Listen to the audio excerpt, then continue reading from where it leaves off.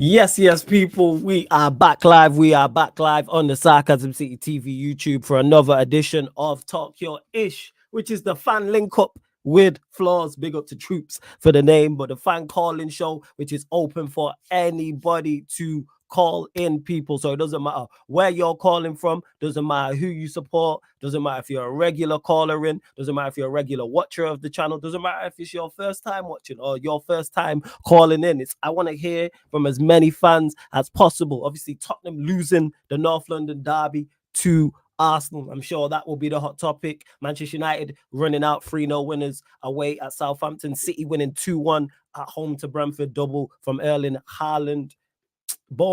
Chelsea beating Bournemouth on the coast, on the south coast, 1-0. So whatever you want to talk about, people, so feel free to call in. I will continue to drop the link in the chat during the live stream, people. I'm literally just going to drop it in the chat again. But big up to everyone who just joined over from the raid, from Troops' channel. Make sure as well, whether you've joined over from the raid or you've just got here, run up the likes though. Hit the like button on the video. So important you do that. Run up the likes. Make sure you share this across all the socials as well as That's Me Flawless at Sarcasm City TV. Retweet and like on Twitter. Share from Instagram. And just as important, make sure you subscribe to the channel Sarcasm City TV. Over 100 of you lot in the building. Only at 23 likes.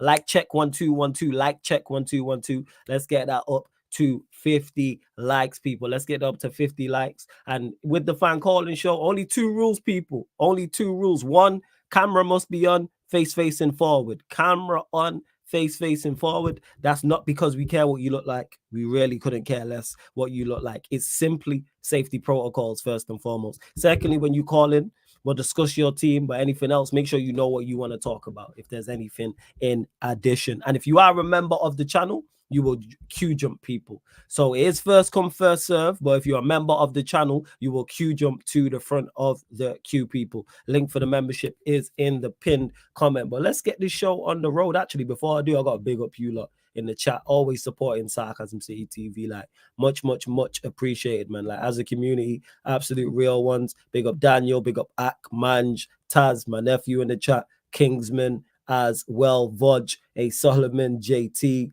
Dal, big up, man. Daz Gaming. Shouts to everybody in the chat. So let's start off regular. You know what I'm saying? Regular here. Bring him on. King of Yorkshire in the cut. I like King. What are you telling me? Oh, good, man. You know what? You're good, Flawless. Oh, bless man. Oh, good, man. You know what I'm saying? Yeah, it's a change for a change. Man United didn't lose a game. I'm so happy. Even though we got outplayed the first 33 minutes by a championship team, hey, you know what? I don't care. We got the win. But yeah, big up Flawless.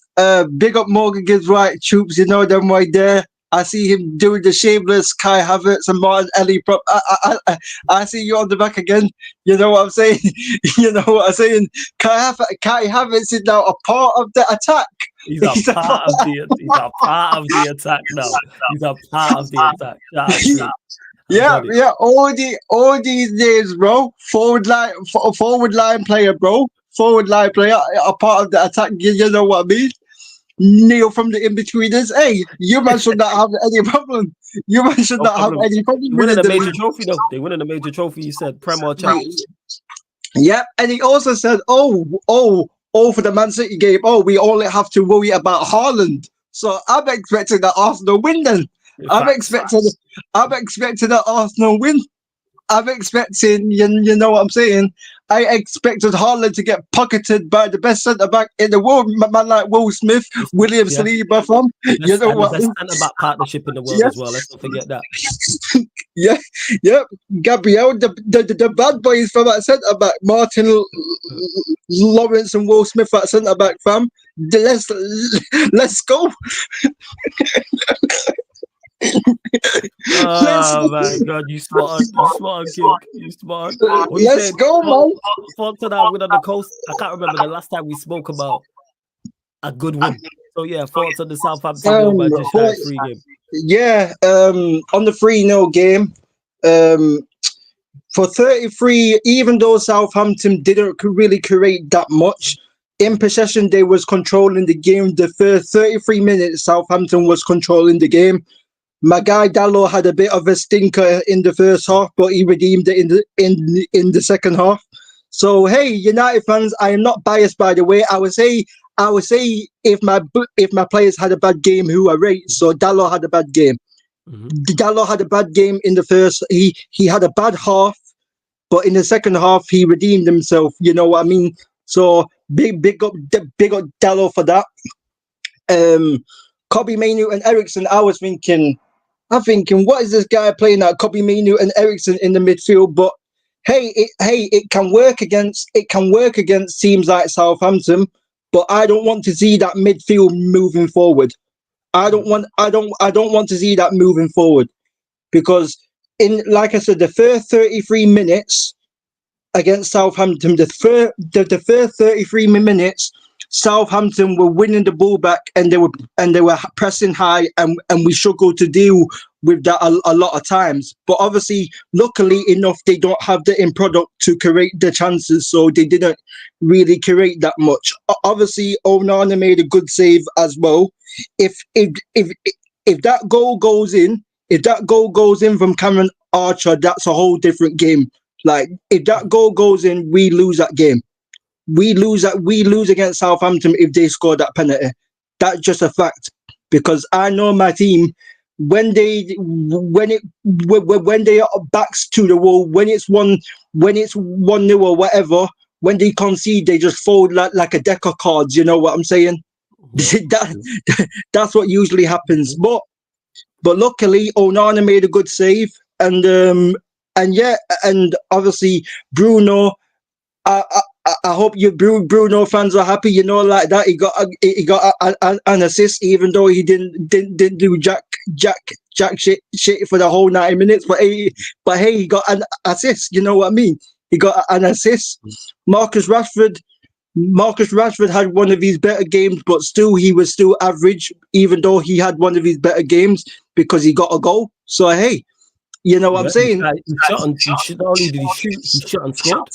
Yeah. You know what I'm saying? So so it is what it is. We were going to 2-0 up at half time, and then Garnacho, and then in the second half, Southampton got really tired. They couldn't really do their pressing no more. They were just letting us have the ball, and we were just controlling things. And Casemiro came on, did a great pass to Dallo. Dallo cut it back, and then you know what I mean. Good goal And then that goal was and, crazy. and then Garnacho got the goal. Like you know what I'm saying. Even though I don't rate Garnacho, he scored a good goal. So Mhm. so yeah, man. But Joshua Zirkzee, bro. You know what I'm saying, bro. A lot of United fans were hating, bro. I've been saying this guy's a baller, bro. Well done, Joshua Zirkzee. One of our best players, bro. You know what I'm saying. Joshua Bloodclot Zirkzee, you understand me? You understand me? Put some respect on my number 9 name. Troops were trying to shamelessly say Havertz is better than Hoyland. I don't want anyone to mention Hoyland that scrub what coming That's why I've said out of his Xerxes. mouth. I You know told what him I that. mean? That's why I We said got Xerxes. we got Xerxes, bro. We don't need that scrub Rasmus Hoyland, bro. We got Xerxes, bro. Joshua Xerxes, fam. You know what I'm saying? They got Joshua Xerxes. Him and big up Amad Diallo as well. You know what I'm saying? I don't care what Arsenal fans say. Amad Diallo better than Bukayo Saka. I don't care what Arsenal fans say, bro. Let's I do go, not man. care. I'm at the blood clot Diallo. I'm at blood clot Diallo on the right wing. I don't care. You man want to say Bikayo blood clot Saka? I'm saying, I'm a blood clot Diallo. You know what I'm saying? That's what I'm saying, bro. He's better than that. I He's better than Steph from Top Boy and Everton from Power Fam. He's better than that guy, bro. But I don't want to hear about the Kyle fam. You know them way there, fam. hilarious. Oh, jeez. You know Aye. them way there. So big up Ahmad, big up Xerxes, our two best attackers. You know what I mean? And big up Dilly as well. Big up Philip played big up well. big up Dilly as well. I've been impressed with Dilly, so big up Dilly. And big up my guy, obviously, Jaden Sancho, bro. Well done, Jaden. You know what I'm saying? Yeah, United fans, where you at now, bro? Where are all you Sancho haters at now, bro? I was seeing you doing the watch along praying Sancho would fail, fam. He didn't fail against That's Bournemouth, crazy. did he, fam? You know them were there. He showed the quality, and he had Ten Hag. Ten Hag had egg on his face from watching that performance from. You know them why there, fam. That Easter egg, fam. You know what I'm saying, fam? Know what I'm saying? I hear you. Trust me. Don't disrespect my guy Jaden again, bro. You know what I'm saying? So it is what it is. So big up Jaden Sancho, even though he plays for Chelsea. You know what I'm saying? But big up Jaden. Yeah. You It's know big up. what I'm It's big saying? up Chelsea, but big up Jadon Sancho. That's it. Big up Jaden Sancho, but fuck Chelsea. Big up Palmer, but fuck Chelsea. That's it. You know what I'm saying? Pretty much. So that's what it is. And I can't wait for the Arsenal meltdown. Yeah, I can't wait for the Arsenal meltdown against Atalanta and against Man City. Boy, I If can't they wait lose for these that two games, meltdown, bro. yeah. That's gonna happen, bro. I'm telling you, bro. You know what I mean? Arsenal fans were shamelessly saying, "Oh, Timber had a good game, Ben White had a good game." No, they didn't, bro. They were getting cooked, bro. Bro, in the first half in that year, Ben White was giving the ball away in that, fam. And I was seeing Timber in the second half getting cut by Brennan Johnson and that. But luckily, Brendan Johnson doesn't have the in product, and luckily Kulizeski does not have the in product. But you know who will have the in product? Savio, bro. Savio and Grealish are going to cook both of your fullbacks. How about that, bro? You know what I'm saying? How about that, bro? You know what I'm saying? Jack Grealish and Savio are going to cook both of your fullbacks, fam. You know what I'm saying, fam. You know. You Yeah, know what I'm for saying? them. It could get peak for them if they lose them 2 games back to back, Atalanta and City. Yeah. Yeah, bro. Yeah, bro. I can't wait for the meltdown. I need to see prime troops, fam. I need to see prime troops, fam. We're 15th, so I need to see that troops, yeah. I need to see the troops against Villarreal, fam, when you were raging against Villarreal. I need to see the prime troops when you were raging when Newcastle beat Arsenal 2-0 and they didn't get top four. I need to see that troops back blood. I need to see Hey, see hopefully we that. do. Hopefully, I well, need to see that. yeah. And I need to see Lee Gunner rage as well, fam. Big up Lee Gunner, fam. The more positive Arsenal fan. Graham Potter and that, bro. You know what I'm saying? I need to see this guy raging as well, fam. Virgil van Northside, bro. Big up my guy Northside every time. But you know what I mean? We had to get I had to get the Arsenal cooking, bro. I need to cook Arsenal, fam. And I need Atalanta and Man City. So Atalanta and Man City, you have got one job to do. Just do that job, bro. You know what I'm saying? Because I want to see the Arsenal meltdown. It's gonna be fantastic, fam. Debo from Friday, fam. Robbie Lytle from Debo from Friday, fam. I need to see him melt down as well, fam. You know them right there. It could be on the horizon. You know Yo, what I'm saying? I am here for it for flawless, because Arsenal fans do this every single season. They hype themselves up, saying that they have the best defense, saying that they got more clean sheets than Chester United, but yet they win no trophies. So I wanna see that energy, Arsenal. You know what I'm saying? At the end of the season, I want to see that energy, bro. Arsenal are going to get fried, bro. They're going to get sauteed, fam. That's what I'm saying. Yeah. I hear you. But yo, King, I gotta let you go, my guy, boy. So it's good chopping up with you, yeah? Every Big, single time, man. big up every time, man. One more thing I got to say: justice for Martin Ellie and justice for Kai Havertz. Shout out my guy Tony for that. You know what I'm Yeah, saying? justice for Kai, man. Justice for Kai, man. Where's the fairness? Where's the fairness, bro? Where's the fairness? No assists. Useless. Useless. Hey, King, I was man. cracking up. I always see you supporting, man. Love G, yeah. Yeah, man.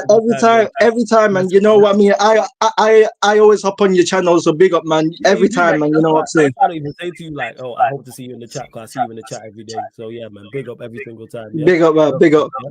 Every single time. We're gonna keep the show on the road. Again, there's over 100 of you lot in here. We're only at 37 likes. Hey, mods, get everyone liking the channel. Hit the subscribe button. Let's get to 60 likes. I will get to all the callers. Don't worry about that. I will continue to drop the link in the chat during the show. Again, if you're a member of the channel, you will queue jump to the front of the queue. Link is in the pinned comment. That's at any level as well. Let's get to a member, Chelsea fan, who was Yorkshire. Now we going stateside. My like Justice is in the building. Yes, Justice. What you saying, man? You good? What you saying? Yeah, just a little early morning chat before work. Of How you course. doing, my guy? All blessed, man. I'm all good. No complaints, man. No complaints. Thoughts Yeah. on your win against Bournemouth? Yeah, I think tale of two halves, right? First half, a little stinky. Second half, especially when you make some substitutions, you bring quality off the bench. You know, I was told that certain man said that a certain team in the Premier League had the best attacking six, you know, but they didn't score no goals this week. But how can you have the best attacking six, bring people off your bench from that attacking six and still score no goals? So we see our attacking six, you know, when we weren't scoring, we brought players off the bench and two of them scored. That's how you know when you have the best attacking six. You do have a very good attack. The depth that we had is crazy. And some man said noodles. And you know, when cats have hairballs, they go, oh, you know, to get that shit up. You can't tell me that two of those two guys can be in the best attacking six in football or the Premier League. I don't rate their. I rate a couple of their attackers, but I don't rate their attack overall. Fair enough, but that is just wet. That's just wild. But yeah, Chelsea. I keep telling people 5 games. Rate us after 5 games. Then take the next 5 games and judge it against the first 5 games, and you should see a drastic improvement. Again, new system, new players being integrated. It's going to take a little bit of time, so we'll look better at the end of the year than the beginning of the year. Right? Because that's what happens when you integrate new system, new players. People have to understand, well, you know, who's going to be playing best where. So it happens. But I'm not worried about it because we're still going to pick up the points. We're still going to be thereabouts. And when it kicks in, like I've said already, yeah, I'm on a video capture. I'm on audio capture with this. There will be a 10-game stretch this year at Chelsea Football Club that no team wants to play us. So you reckon you'll be the informed team during that period? Everyone go, Chelsea on the rise and they're in great form first. You do have a great attack. I've said this. I actually think you've done well. I've watched you like twice this season, and I can see already what Enzo Maresca is trying to do. Even though obviously you lost to City, but I thought you did well in that game, and you could even the Bournemouth performance wasn't the best. You can see what he's trying to do, and you lot picked up the win as well. Right, and that's without major players being out. Still, you haven't seen the best 11 from Chelsea. That's the debate, really, who's in the best 11. What's going on with Lavia? Is it minutes managed or is he injured? Lavia is a walking injury. I don't think people understand that this guy's been injured his entire football career. I mean, the guy picks up injuries nonstop. Now, when he's fit, I like to see him as our 6 because as a 6, I think he's that profile. He's the best, right? He's very, very good. And people want to say that Caicedo should be in the midfield, but if you have Lavia in the midfield, do you need Caicedo and Lavia in the midfield? Depends who you're playing against. I think it can work. I think they're good for each other in certain situations, but for me, that's why I have Enzo starting. Look, coaches come out and said he's vice captain. You don't. If your captain's injured, your vice captain's playing, right? People want to get this out of their mind. You know, I understand that people still want to hold what happened over summer against Enzo, and apparently because I defended him, he's now my boy. Okay, whatever. That's fine. Well, he's my boy. Okay. Only thought I had the one son, but that's okay.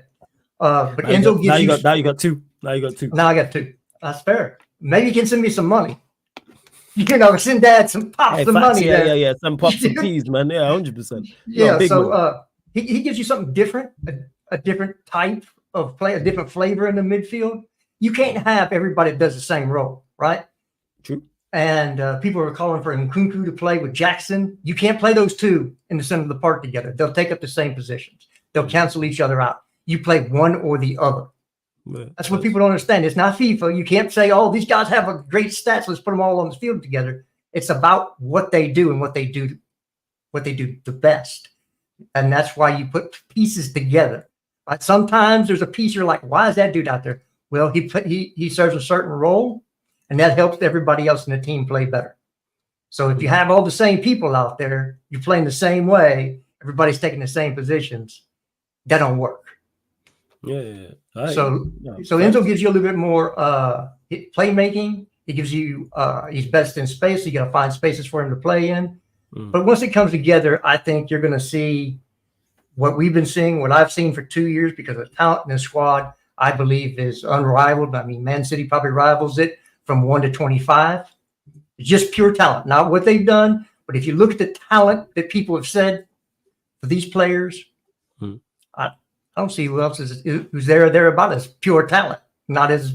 I think you're a talented team. That's why I got you lot fourth. Yeah. I think you have a talented team. But see, I think we're going to be higher than that because I think Arsenal, you've seen the best of Arsenal, and they're now static, right? They didn't do anything significantly improve their team this summer.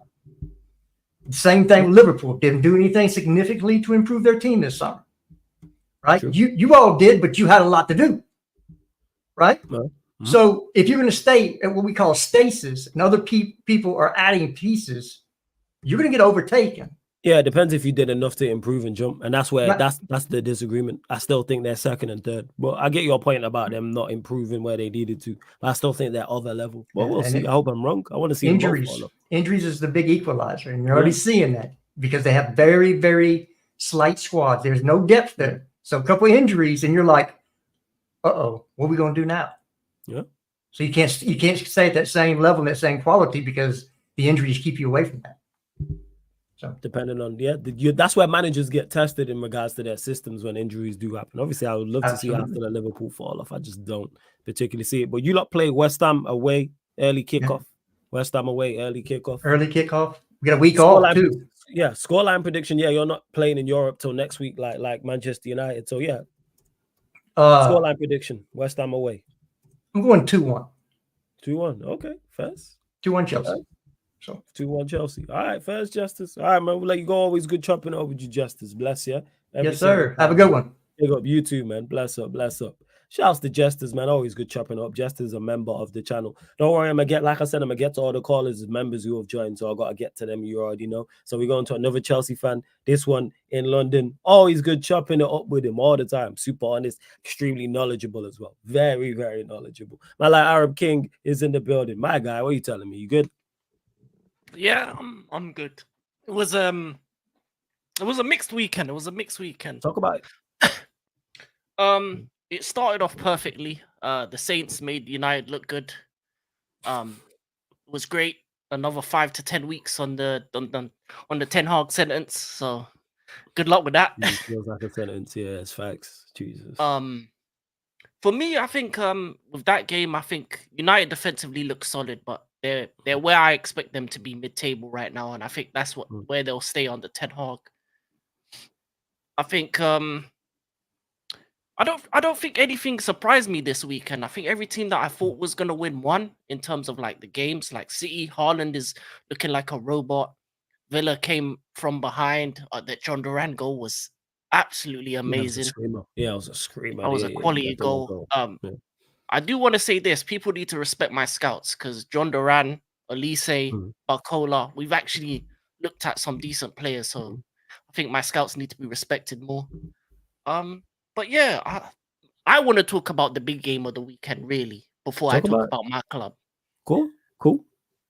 When it comes to the Spurs-Arsenal game, for me, the biggest issue I saw in that game was Spurs' wingers were absolutely dead when it came to doing the part that they're getting paid for, goals and assists. Son has passed it. I think if you're not going to play him down the middle, put him on the bench.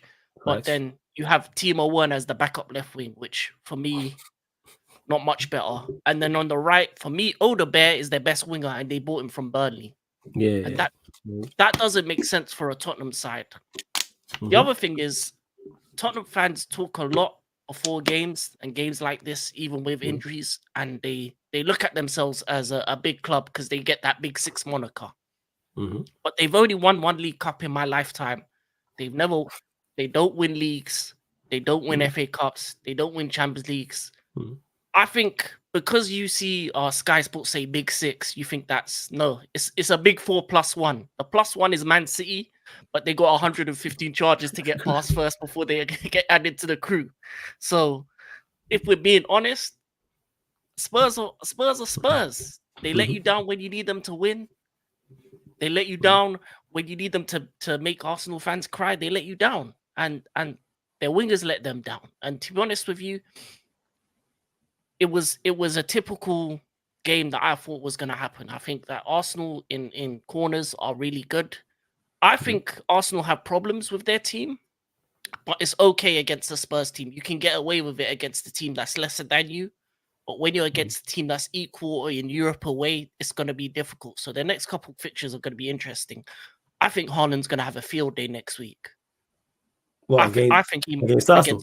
Yeah, I think really, because we know Arsenal are very good defensively. So you think he has a field day? Go on, why? Yeah. Because if you look at the way he's playing, he doesn't need many chances. He's getting maybe 1-2 touches a game. Tottenham had some chances like that. Solanke and Johnson got into positions where they could shoot.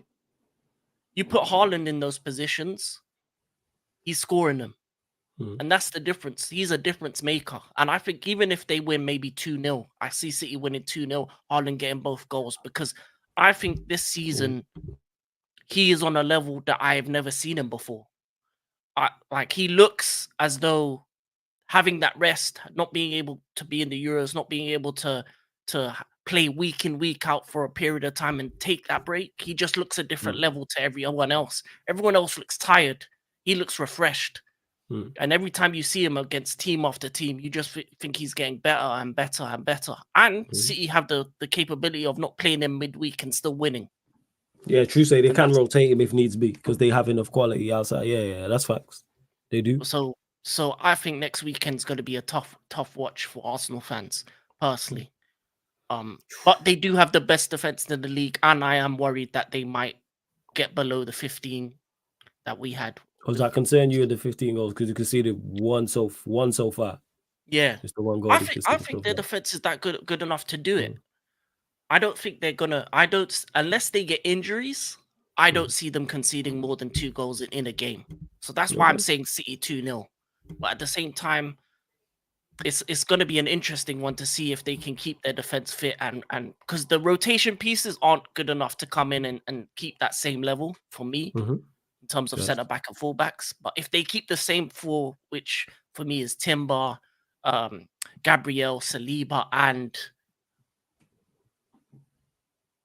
Ben White. Yeah. Then I think they can do it, and I think they'll probably still lose the league, but they'll still. Oh yeah, they still lose. Oh yeah, they still lose in the league. They finish in second 3 seasons in a row. They still lose in the league.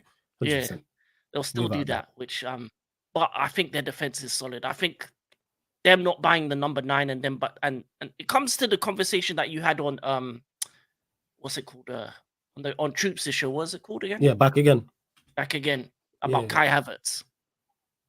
I don't know what he was smoking or what he took before the show, but let's be honest here. Comparing him to Jackson, Højlund, who else? Xerxes, whatever striker you compare him to, the only striker you need to compare him to is Haaland. Is he on Haaland's level?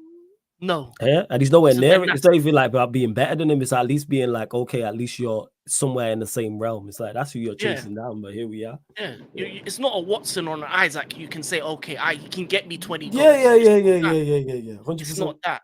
So they need a Gyökeres, they need a Osman in January if they want to win the title. Because let's be honest, he's just not good enough. He is okay at best. He gets the job done, but not to the level of wanting to win. And that's what Arsenal are. You're in the final phase. You need to win Premier Leagues. You need to win Champions League. You need to win FA Cups. You need an elite gunman to do that. You need players that are of that level, and he isn't. He's a bench player at best in a club like Arsenal or City. Facts. Agreed. So when you're competing with City, you have to, when you look at a player, you have to say, can he get into City's 11? If the answer is no, he's not good enough. Yeah. Or he's got, like you said, you mentioned it, you got to be comparable where you look at Isak or go, all right, you're not of that scoring level, but you can get me 20. Yeah. There was the reason they were screaming out for a striker. Like, let's not do this. There's a reason they were screaming out for a striker. And they were right to, but hey, we move. Yeah. I also would like to say this, the top 8 right now is pretty much what I predicted outside of Spurs. But, Spurs let you down, innit? So... and to be honest, in the top 8 right now is Forest, and they're Champions League winners, so they're looking good, and they had a good win against Liverpool. I'm happy for Hudson-Odoi that he got that goal. I think that's a good. That's what he's Love needed. I that. think his career's been up and down. He needed that. Dancing after the what's it called, after the goal in the changing room. Love that. Love that. But what about your mob's game? Obviously won against Bournemouth. Mixed performance. But yeah, your thoughts on that? Let me get the BS out the way. Anthony Taylor, you're absolutely one of the worst referees I've ever seen in my life. How is that game breaking the record for the number of yellow cards in a game in Premier League history? It's not even a rivalry. It wasn't even that kind of game. Yeah, it wasn't that kind of game whatsoever. It really wasn't. Like, you just let it go. I understand you want to be the hero. You want to put your bold ass head on the newspaper the next day, but no one reads newspapers no more. So I'm tired of you. I'm tired of you as a ref, and there's a reason why British and English refs are less and less in the World Cup finals, the Champions League finals, because the level and standard has gone down the drain. Refereeing is stinky, but in terms of the performance, the defense is still shaky. As I said, our defense is luckily Sanchez had a game of his life. He saved a penalty, saved multiple shots, but the defense is still shaky to me.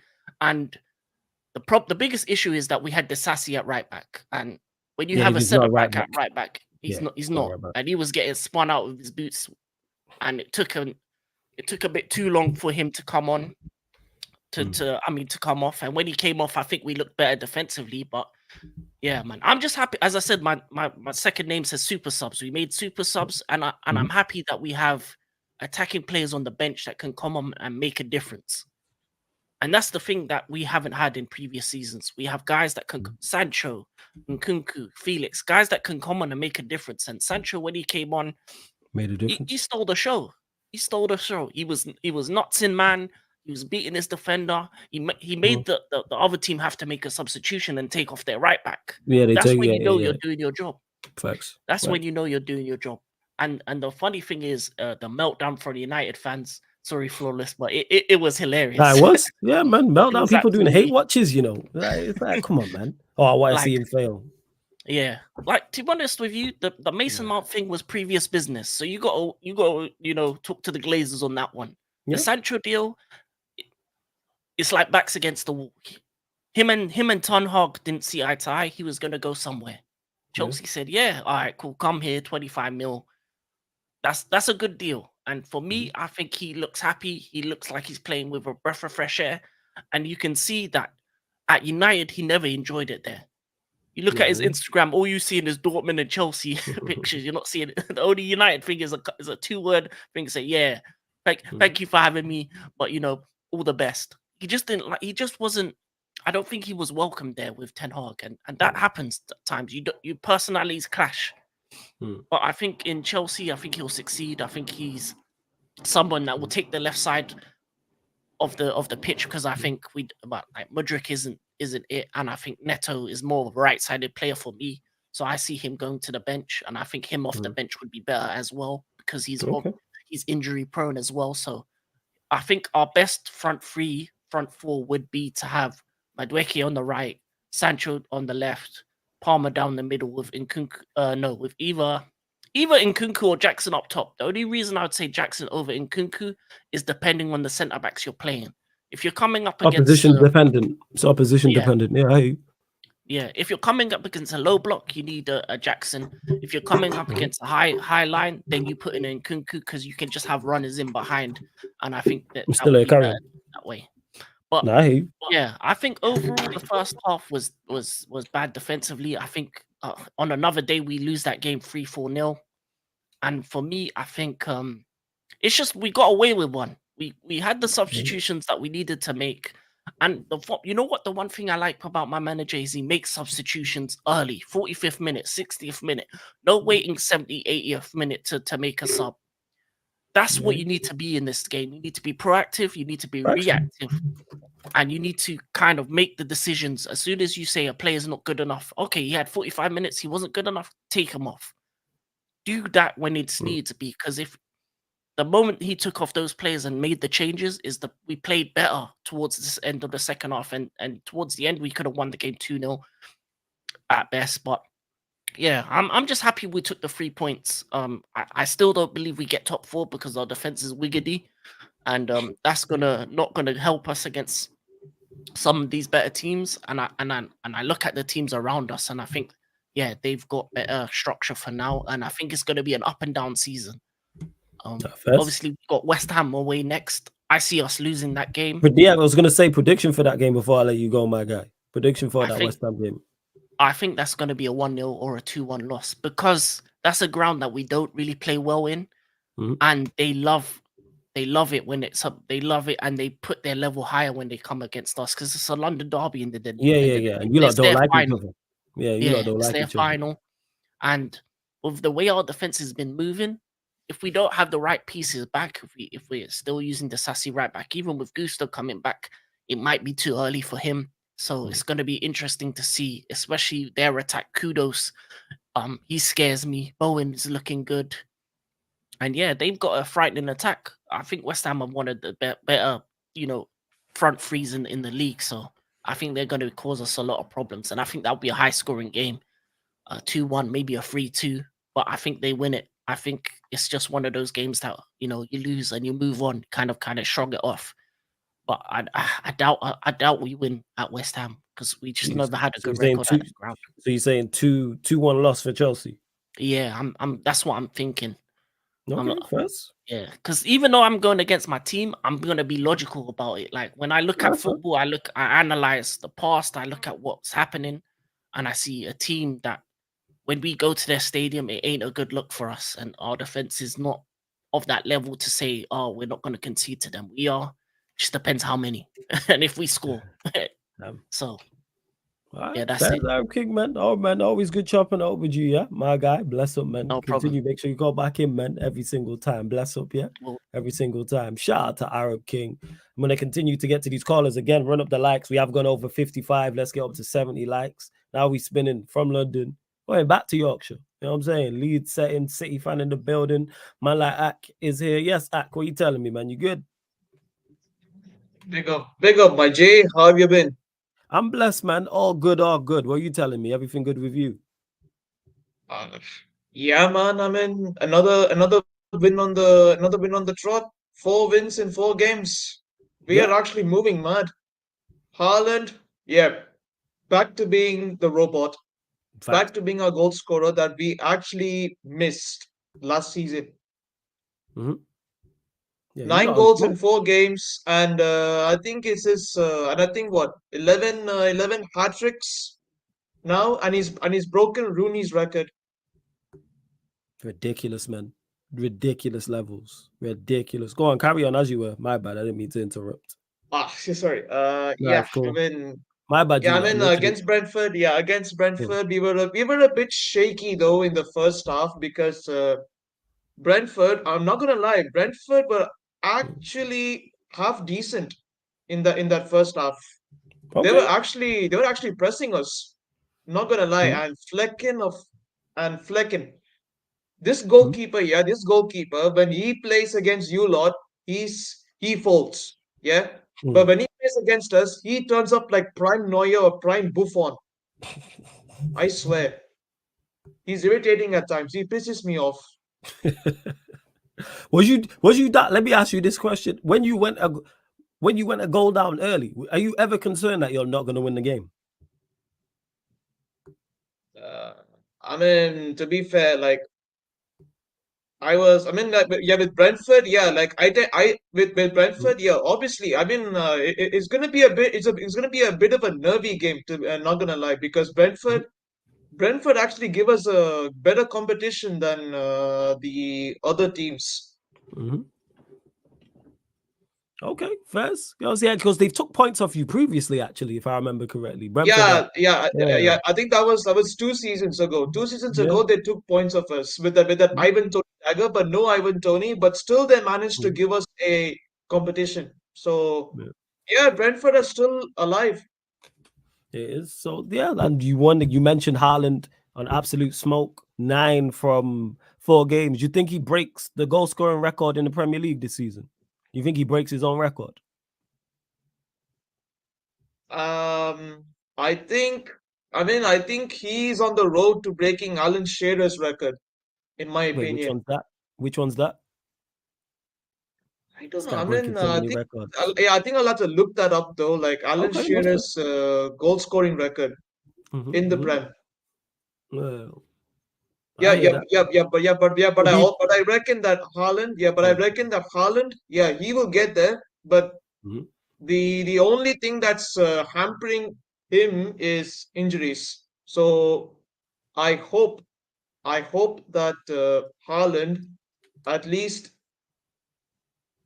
is injury free and he's He stays fit. Yeah. actually striking for us. Yeah, that's all I Mm. hope for. And yeah, I'm coming to the game next week. Arsenal. Wait, before we get to that, you play Inter Milan. Quickly, prediction on that. Yeah, yeah, yeah. We Scoreline. play Inter Milan. Yeah, we play Inter in yeah home and then Yeah, PSG away. yeah. But the Inter Milan game scoreline prediction on that because that's your next game. Yeah, to be interesting though. Yesterday I was watching Inter versus Monza, and I was just watching the first 45 minutes of the game, and not gonna lie, I mean like Inter were looking shaky, and and then after the second half, Inter started scoring these late goals. I mean, yeah, but I'm gonna say 2-1 2-1 City. I think it's 2-1 gonna be City. close. And then, of course, 2-1 you City. It's mentioned gonna be close. 2-1. Okay, first. And you mentioned already the big game, the top two from the past 2 seasons, been the closest team to you. You play Arsenal at home. Thoughts on that game? Oh, last season, yeah, last season, not gonna lie. I mean, like we were actually all over Arsenal last season, but they successfully parked the bus and managed to get a draw. But I don't actually see Arsenal getting away with a draw this time because I'm Okay. confident that now that we got Gundo back, our midfield is strengthened, Yeah. our midfield's looking fresh, and we've got Savio and we got Savio on the left, and we got I mean hopefully Bob makes it, but I doubt Bob will make it. So I think it's gonna be Grealish, yeah, Savio and Grealish on the wings and Haaland as a striker. So I hope hopefully we successfully break down that bus. Yeah. All right. So do you expect them to do the same again, or do you think they'll be a little bit more expansive against you lot I this think time? I mean every season Pep always comes up with a new tactic every season. So Mm. I hope and pray that this new tactic successfully breaks down that solid defense that Arsenal have. First. All right. So let me ask you a scoreline prediction for it. 3-1 City. 3. You A think you score 3? Haaland hat trick. A Haaland Haaland hat had trick. you score Yeah, 3 I against reckon. him. Okay. 3 against him first. All right. All right. Yo, gonna let you go, man. Akbar, big up every single time, man. Bless Big up, up, man. my guy. Take care, Always man. take care. Yeah, Every take care. time, you too. Bless up, bless up. Gonna keep the show on the road. We going stateside, Barcelona fan in the building. Man, like Omar B. Yes, Omar. What you telling me, man? You good? Hey man, I had a good weekend. My Monday hasn't started so well, but hey man, how you doing? Oh, bless, man. No complaints, man. No complaints. I hope your Yeah, Monday picked up. yeah man. Listen, Monday week it was a great weekend, but your team was you were very very worried before the weekend came in. But listen, been a great weekend. Apart from Arsenal winning, you can't ask for any more, can you, man? Like let's Yeah. be real. And listen, Facts. I told you because I remember last week when we spoke and I told you I was confident you guys were going to beat Southampton because I believe that Southampton were that bad. Even though Mm. that you predicted to win, you were more skeptical because of Definitely. basically the form that you were coming into the game. Mm. So getting it was a convincing win, but hey, you watched the game, so I'm not gonna lie. If anyone who looks at that game thinking, "Oh, this is the start of something new," bro, there's still problems. You can still see the issues with the United team. Facts. There's still Facts. issues there. The problem is you guys were playing. You don't underestimate just how bad Southampton was. That's why I was confident you guys were going to win because I have seen Southampton. They've not been nice to watch. Like they've been awful to watch, and getting that win is a morale boost for you guys. You do need this because the start of the season has been poor. Even your first win against Fulham, getting You got the win, but it wasn't convincing. You lost your next 2 games. So winning against Southampton the way you did, it's a morale boost for the fans, at least. You understand what I'm saying? Yeah. So yeah, for someone like you, it is a moral boost, and it was a convincing win. So and listen, I did watch the North London derby yesterday. You know what? I predicted Tottenham to win. I said Tottenham were going to win, but I genuinely underestimated just how shit this team is. Because I'm not joking when I say this, Flawless. I watched that game, right? And Arsenal were there to be beaten. They were there to be beaten, man. Oh shit, my bad. Carry on as you were. Did that on Yeah. accident. Sorry, go on. They were there to be beaten. They were right there. The problem is this flipping Ange Postecoglou, man. This guy, bro, he has no plan B. He's just a plan A or bust. If you know how to basically nullify his attack, his high press, you can beat him. And the problem is, teams in the league are beginning to figure it out. And that's why Tottenham right now is so easy to play against. Because what did Arteta have to do yesterday? He just had to sit back, basically soak up pressure, and then literally hit them. And then the first good chance that they get, Gabriel scores from a corner. Yeah, that's it. True. And then just defend. That's it. Shut them out at home. And that's 3 defeats at home against your biggest rivals. Like, apparently that hasn't happened for over 30 years. Like, this guy's breaking records, man. And like I still said, a lot of Arsenal fans are getting giddy because they're saying, oh, we didn't have our midfield and we still got the win and all of that. Listen, first, you did. You guys got the win, right? However, the problem is this. You guys are very lucky to win that game. And against City, you're not going to get those chances. If you think that you're going to give the chances that you give to Dominic Solanke to Haaland and Haaland is not going to make you pay, you're kidding yourself. Because you see how the form that Haaland is in right now, Flawless? Oh, yeah. Ridiculous 9 form. goals in 4 Premier League games. Yeah, taking liberties, man. Taking liberties. 9 goals in 4 Premier League games. This guy's already at 10. We played 3 games. We played 4 games, bro. If he scores, he'll get 10 goals in 5 games. He already be at double figures, bro. And we have not even entered October yet. Yeah, for real. It's a flipping, it's a joke. This is why I keep telling you, I'm like, bro, this is the Farmers League, man. Yeah, I just need to accept it. Oh, yeah, done accepted. Yeah, they're going to fight people. Bro, and I've said this before. I'm like, you see how some of these Premier League fans, like some of these pundits have always been talking about how other leagues are Farmers League. I'm sorry, what is the definition of a Farmers League? What is the definition of a Farmers League? You tell me, because at the end of the day, I thought that the definition of a Farmers League is basically one team dominating the league every single season, practically winning it. So we are now here at City, who won the league 4 seasons in a row, right? If they win it this year, they will do something that even PSG have not done in their league, win the league 5 years in a row. Yeah, PSG have never. PSG have never done that. They never won 5 years. They've done 4 Ps 2 times. They've never won the league 5 times in a row. Lille have won it. Monaco have won it ahead of them. Montpellier have won it ahead of them. They have never won that league, bro. That's the thing. And they call that league the Farmers League.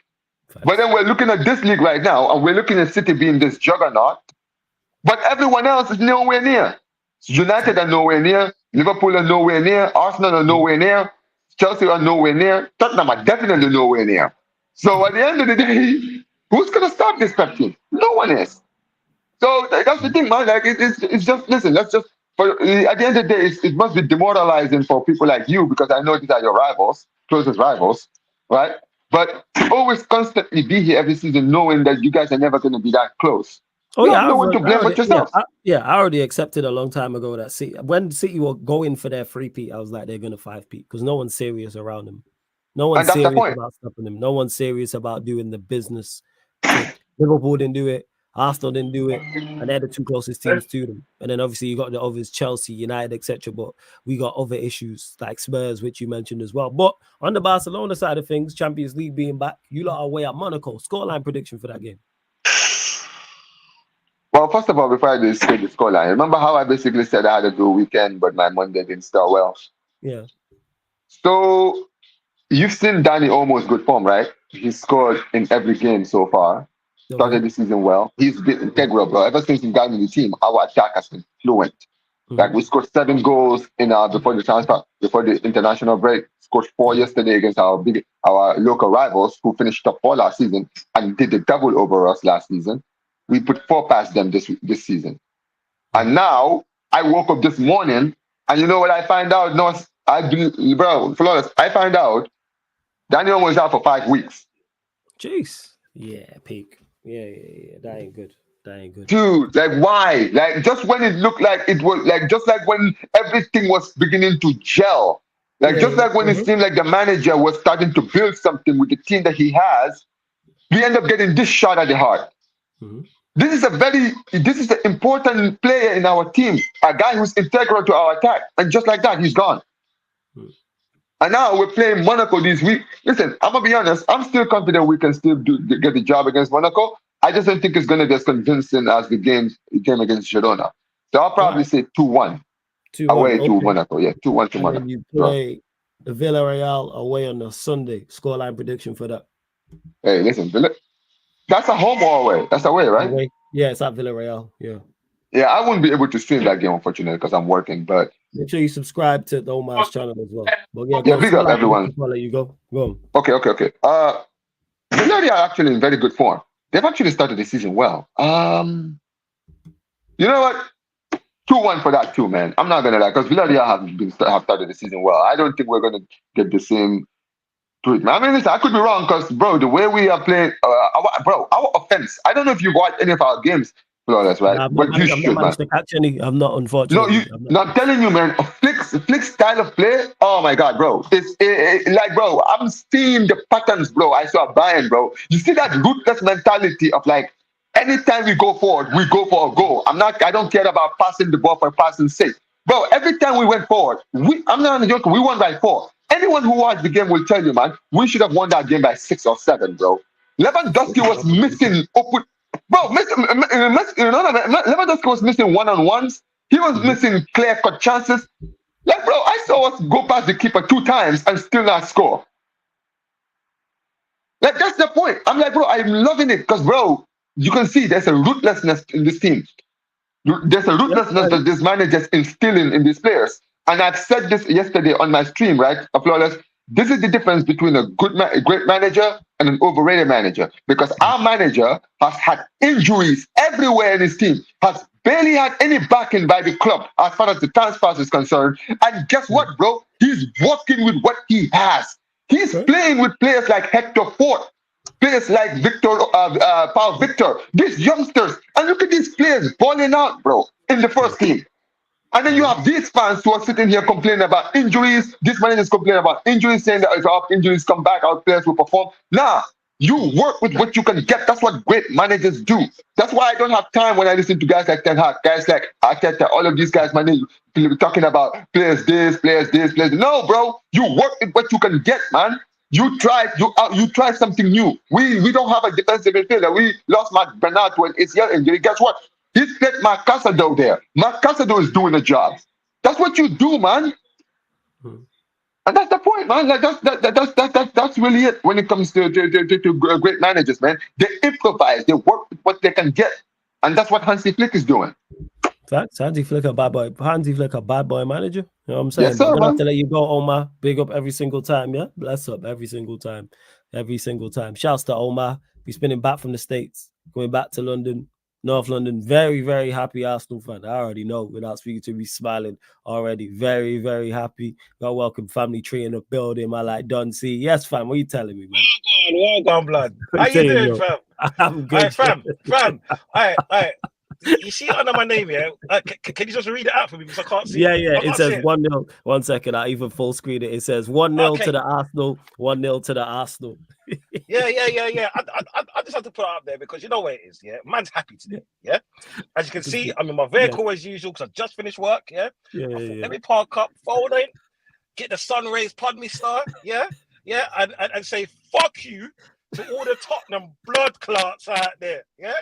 So once again, fuck you to all the Tottenham blood clots out there, yeah? Bounty killer style. Yes, man. Yeah? Okay, let's get into the game. Let's get into the game now, yeah? Talk about it. They had more possession than us. Yeah. They had 15 shots, but they had 5 on target.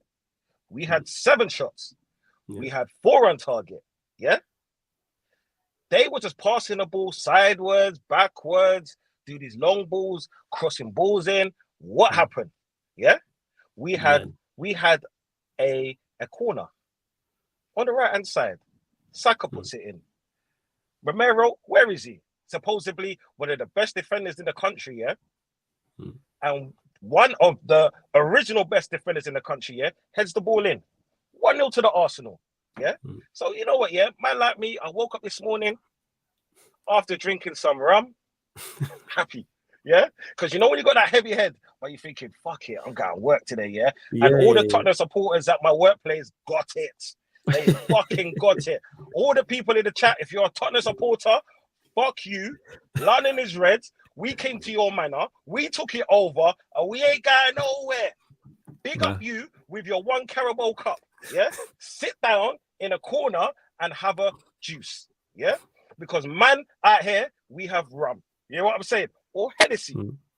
Or Grey Goose. Yeah? Man like me, I'm so happy. I don't even want to be negative today, but I'm going to have to because I'm a fucking real supporter. Yeah? Why the fuck did we sign another midfielder or give a midfielder an extension in Arteta? We needed a blood clot striker, yeah?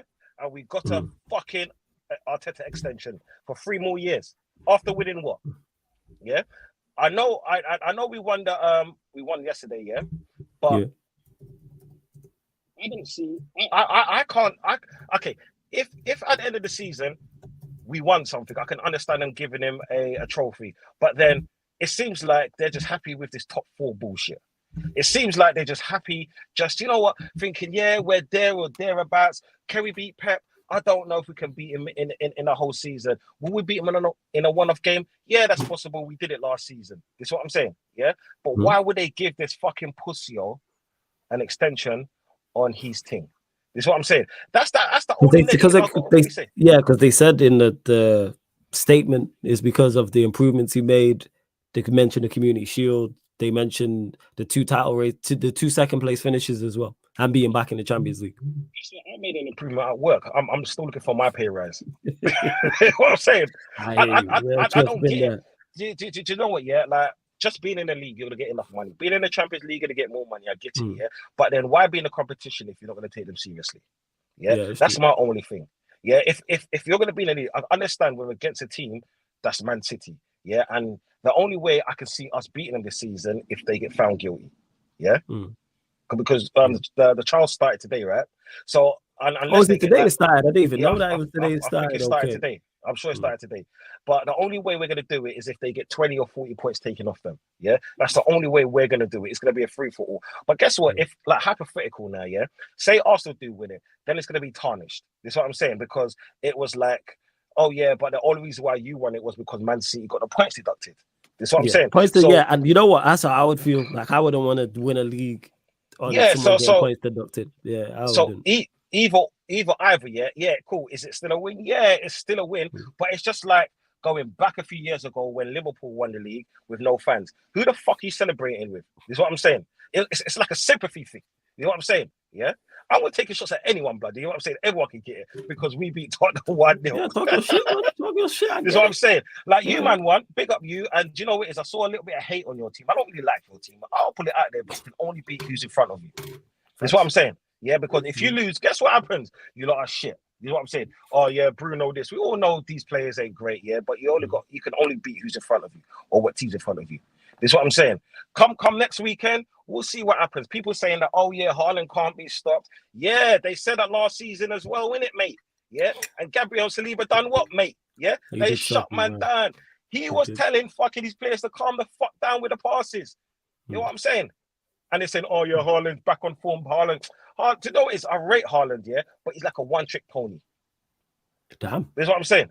For me, the best player in the last few seasons for Man City has been Bernardo Silva because he can play most positions and do it so good. He gives you a standard 8 out of 10 every single game. He is quality.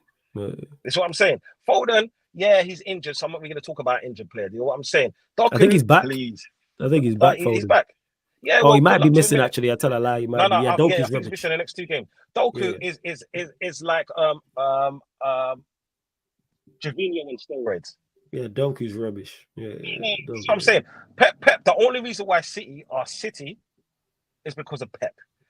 It's Pep City. It's not even Manchester City. It's Pep City. Take away Pep from the team, yeah, and guess what?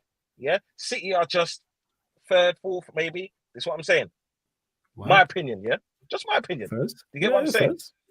Because Pep, I think Pep gives them at least 25 points per season. He's a difference Because maker for them. Absolutely. He's just that good. You know what I'm saying? Mm. He's just that good. But let me not take it away from Arsenal because that's my team. And I don't really like to run our next man's team. You know what I'm saying? That's not what I do out here. I'm just happy that we beat Tottenham 1-0. This is what I'm saying. And all the little fans saying, oh, yeah, do you know what? Yeah, Arsenal didn't really do much. You got to be fucking clinical in this league, yeah? If you lot didn't watch our second match with, who was it, Aston Villa, second half, they were on us. But did they do enough to win the game? No, we did because we got the ball in the back of the net. And that's what it's about. Yeah, it's about the 3 points because if Arsenal would have lost, yeah, you know I'm going to be coming up here and I'm going to be spitting some venom to everybody. Yeah, I could have said to you, how many times did fucking Jorginho lose the ball? Yeah, how many times did Partey, as I always say, yeah, do those passes to their attacking players? And it's only because of Gabriel and Saliba last ditch chances why we wasn't going down. That's what I'm saying. But that didn't happen. So do you know what? Yeah, because it's Tottenham, I'll leave Arsenal alone for one game. Yeah, I'll give them that. And until we win something, yeah, I will. It's okay. Because I saw in the comments last time someone said that Donci's a negative fan. I'm not a negative fan. Yeah, no, that's I used nonsense. to be so positive. I used to be like, do you know what? Yeah, a good few years ago. Yeah, don't worry, Arsenal's gonna be back. Arsenal's gonna do this. Yeah, Arsenal's gonna win something with some value. Guess what happened? Nothing. Yeah, we didn't. We kept on falling short, or we kept on like I wouldn't say bottling it. We just didn't do shit. This is what I'm saying. Back in the day, we was a glass bottle Lucozade. Yeah. Over the years, we became plastic. This is what I'm saying.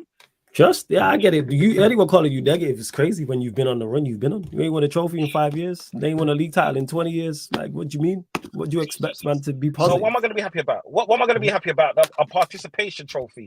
I ain't a simp fan. This is what I'm saying. I see football for what it is, yeah, and football's about winning. This is why when you said to me at the end of last season, who had a better season, I said you lot did, yeah? Yeah, I said you lot. Even though we were 2 points behind Man City, you lot had a better season because at the end of the season, you lot had silverware and we had nothing. You know what I'm saying? We didn't even have dust. We had nothing. Yeah, it was like we're in space in a void. That's what I'm saying. Floating around for people say, "Oh yeah, but next season is going to be better. Next season is gonna be better." Yeah. If next season was going to be better, we would have bought a blood clot striker. Yeah. Max. Yeah, you don't. But hey, according to troops, you don't need better than the killer Kai, man. He could be a part of the attack. Do you know what it is? Like, I got enough respect and love for troops, yeah. And I'm not gonna fall into your trap, you fucking villain, yeah. I ain't doing it. You know what I'm saying? Yeah. I ain't doing this shit, man. What he said, yo. That's what he said on Back Again. We were just having a conversation on Back Again. He said he can be a part of the attack and a part of the team. Forward line player. That's what he said. I was listening to part of it. I was listening to part of it, yeah, and I was laughing, yeah, but I refused to comment, yeah, because I'm not falling into your trap, yeah. You see, you man are villains. You hear what I'm saying? You know what I'm saying? You fucking red devilish. You hear what I'm saying? Especially you. You see you, yeah. You see you, yeah. Man like flawless, yeah. Trust me, man. This is why it's called Sarcasm City, yeah, because you're a sarcastic motherfucker, yeah, that we all love to hate. This is what I'm saying. Just like your team. You done great things, yeah, but we all love to hate you bastards. Because even in your worst seasons, yeah, you still put up a blood clot trophy, and I fucking hate you guys for that. Out of nowhere, you know what I'm saying? We'll just pull out nowhere, fam. Do you know what it is? I used to call you Deadpool, yeah, but I'm gonna call you Randy Orton, yeah, because your fucking bars just come out of nowhere, blood, and you're trying to just stir the pot. You see, you got one Dutch pot, yeah, with your Kool-Aid on the side. You're trying to sell that on the corner. You say, yo, who wants some? No. Who wants some stew chicken? Yeah, with some strawberry Kool-Aid. You know what I'm saying? The thing ain't too sweet, so you're not gonna have to your teeth them. Facts, yo, it's just like, yo, I just be asking questions. He said what he said in it. Like that's all I can say. Troop said what he said. I'm just like, all right, first, man, first. Yeah, and then you know what it is, yeah. You're that person that will say something, yeah, watch the explosion happen, and just sit there thinking, do you know, yes, my pretty, you don't know. You see what man did? You're a bastard, you know. Yo, hey, now you see this defamation of my name is crazy. Big up troops. You lot make sure you go watch that. But you have got 2 games coming up. Atalanta away. Your scoreline prediction for that. Play Atalanta on Thursday. Do you know what? Yeah. After the episode last week, yeah, I was in the back of my mind, even though I said we were gonna win. Remember when I said that if Arsenal lose this, we're gonna lose on Thursday. Yeah, because we all know Italian teams, they're very structured. They're very structured. So, do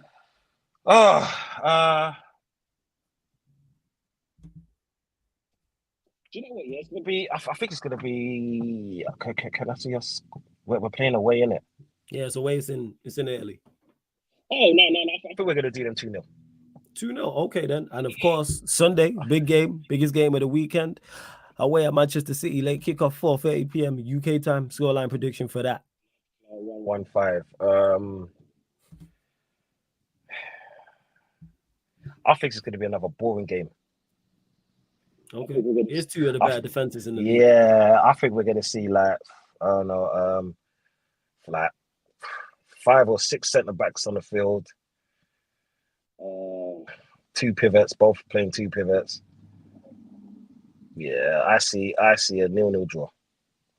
No. Okay, first. Yeah. Do you know? It's, I just think because you know these 2 teams, because they know each other so well, and realistically, they're both scared of each other because we're so good on like set plays, and we're not that bad in transitions as well. But City, they smother you, they suffocate you with everything. You know what I'm saying? So it's going to be about who slips first. You know what I'm saying? And because of the Tottenham win, it's more the Tottenham win why I'm saying 0-0. If we lost yesterday, I would say we're gonna go gun ho because we're gonna have to like gain the points that we lost, because instead of being 2 points behind them, we're now 5 points behind them. That's what I'm saying. First. No, I hear exactly what you're saying. So I hear exactly what you're saying. I think that Arteta is gonna play for a draw. Do I blame him for playing for a draw? No, I don't blame him for playing for a draw. You know what I'm saying? That'd be a good point. Yeah, depending on how the game goes. But if you go and beat Atalanta and then draw away at City, that's a good return after beating Spurs. Yeah, man. And 3 tough away games and you pick up what? So that'd be what, 5 points? 5 points? I'm saying, and because they're coming thick and fast for us, not 5 points, 7 points. 7 points, yeah, 7 7 points. And because the games are coming thick and fast for us, yeah, and I wouldn't say we're paper thin because I don't really give a shit about people that say, oh yeah, but we got injuries to this. We had Odegaard out, our most creative player, and we had Declan Rice. I call him spaghetti legs. Yeah, we have spaghetti legs out. You know what I'm saying? And we still beat Tottenham. So as long as everyone plays for each other, like I saw yesterday, apart from Martinelli, he just pisses me off. But let me not go into that right now. I could see a 0-0 draw. And to Leon, now you understand why I picked the team that he played. Because let's be serious, you cannot put that Nathan in a game. In a game like that with so much magnitude that anything can kick off. Look at Timber. Look what happened. This is Timber's first derby match, yeah. And look what happened. This is what I'm saying. Tampers run right, and a game like that, yeah, could either make or break someone so young. This is what I'm saying. Because can you imagine if we started him and things went the other way and he was at fault for a lot of the game, for the goals, he'll get destroyed. You know what I'm saying? And at least even though Martinelli is not as that much older than him, he's played a lot more first team football than him. This is what I'm saying. So this is why I didn't want to put him in the team, and this is why I was like, it's better the devil that you know. When Tony was saying what he was saying, like he said, where's the fairness? Where's the justice? Where's the justice? To tell you where the justice was, the justice was that 1-0 to blood clot Arsenal, yeah? Tottenham, yeah? Hold that, yeah? All you Tottenham fans out here, yeah? I'm collecting your tears in my Dutch pot, you know what I'm saying? Yeah? To the end of the season, when you don't win nothing, and we still might not win nothing, I would say at least we finished up above you. There you go. That's it. Yeah, hold on to that. I hear you. That's all we got. That's all we got. We beat you at your ground. Yeah, this is your holy grail. This is your Beyonce. That's what I'm saying. And we take her from your blood clot. You see Tottenham Hotspur's ground. It's red. You know what I'm saying? It's red with Yeah, your 3 wins in a fucking row is tears. crazy. 3 wins Yeah, in a bro. row is crazy. Bro, yeah, that's nuts. Bro, and then when we beat you at our ground, what are you not gonna say? You're gonna say, "Oh yeah," but okay, no. First of all, let me scrap that. What makes Tottenham fans? I want a Tottenham fan to call up. All I want to ask you is what makes you lot think so high and mighty that you deserve, all the Hey, Spurs accolades that fans, where get. you at? Spurs Yeah, fans, where you where at, are then? you? I'm calling all of you out. If you lot come on, if one of you come on, I will phone back in, and I want you to talk to me, from monitor to monitor. You know what I'm saying? Because you can't do the face-to-face thing. You know what I'm saying? Come like COVID again, Monitor to monitor, why you lot think you lot deserve all the accolades, What makes you lot think you lot in your greatest moments in your history in EPL, you lot won fuck all. You know what I'm saying? With any stature. So what makes you lot think, you deserve to be bigged up by anybody? I will big up all the teams who won something with stature, even down to Portsmouth that won the FA Cup. You know what I'm saying? Leicester City, Blackburn, Man United, Liverpool, Chelsea, Man City. But I won't big you lot up because you know what, as much as I hate you lot, I respect winners, winning mentalities. And you lot haven't even got a losing mentality. Yeah, you broke up. Phone call. Go on. Oh, good, fam. Hey, you lot run up the likes. Yeah.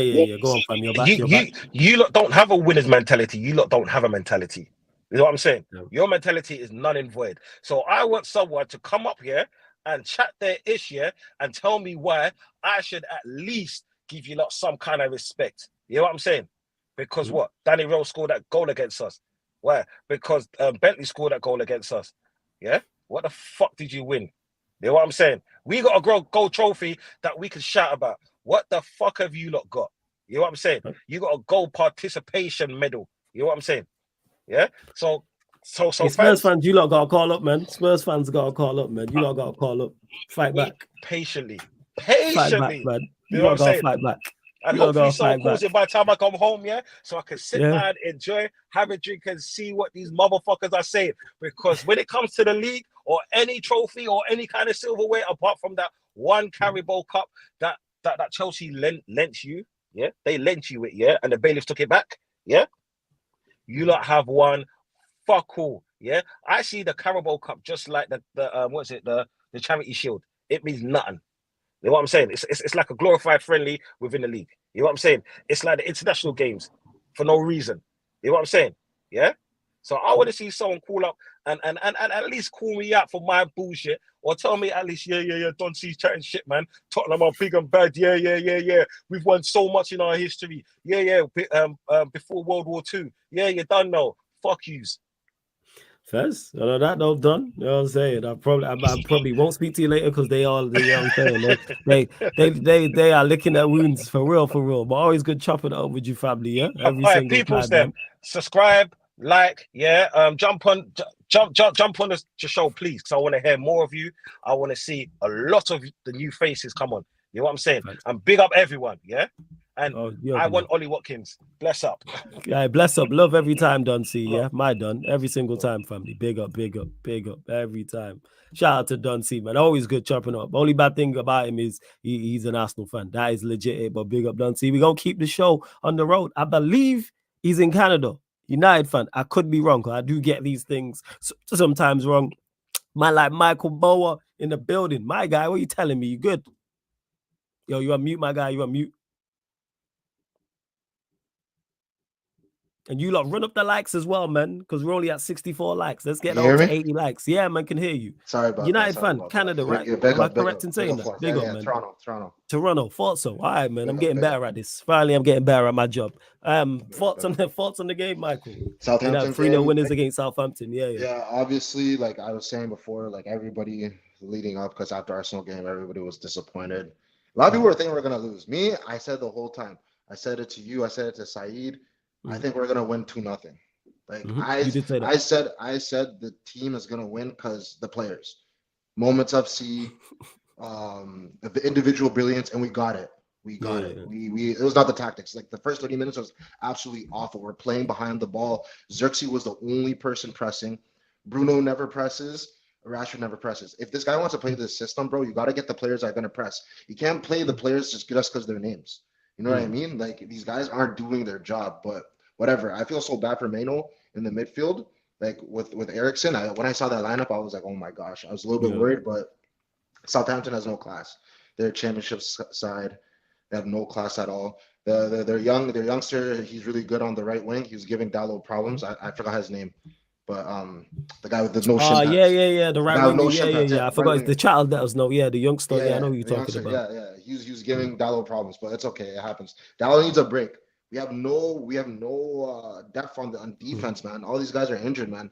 And Dalot might play against Barnsley. I don't want him to play against Barnsley, but whatever. But yeah, so individual brilliance, Moment FC. De Ligt got the header. Bruno Ball with another GA. You know what I mean? So there you go, all you Bruno merchants. There you guys got another one. But De Ligt played well. Rashford's goal was like, buddy, his goal was nothing. That was like his shooting practice, what he was doing last week. Like, you got to put the ball in. Good for you for shooting, but bro, he didn't do anything else besides that. Hopefully, it's a confidence booster for him, and he can get up, and and everything will progress. Then the last goal, Casemiro came on, Garnacho came on.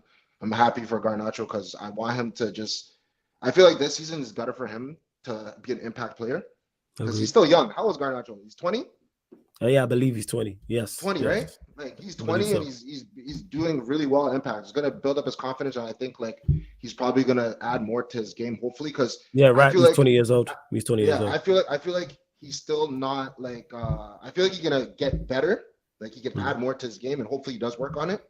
So I feel like that's better because when he was starting last season, I feel like he was just doing what he does best, and that's it.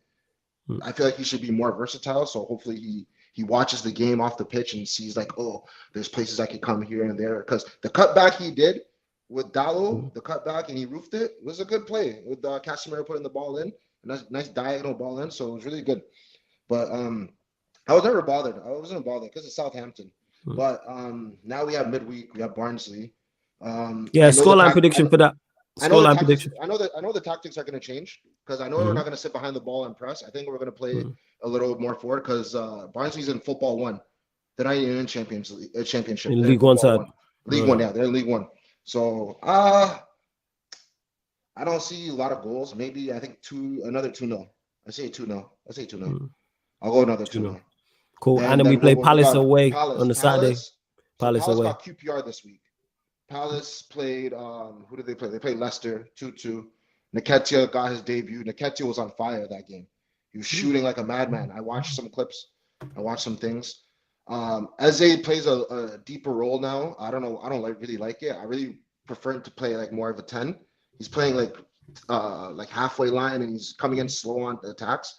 I don't really like it, but for that game, because they got QPR, they're probably going to smash QPR for a little confidence because they have back-to-back games with draws. I like how they play. I like how Crystal Palace plays. So, and it's away. It's gonna be tough. I don't know prediction. Maybe 1-1. 1-1. I don't think United are gonna win because, like I said, man, these guys are gonna do the same thing. They're gonna get 2 wins. Everybody thinks everything's okay. They're gonna win against Southampton and win against Barnsley. Everybody thinks everything's okay. Then we're gonna see us get battered by fucking Crystal Palace.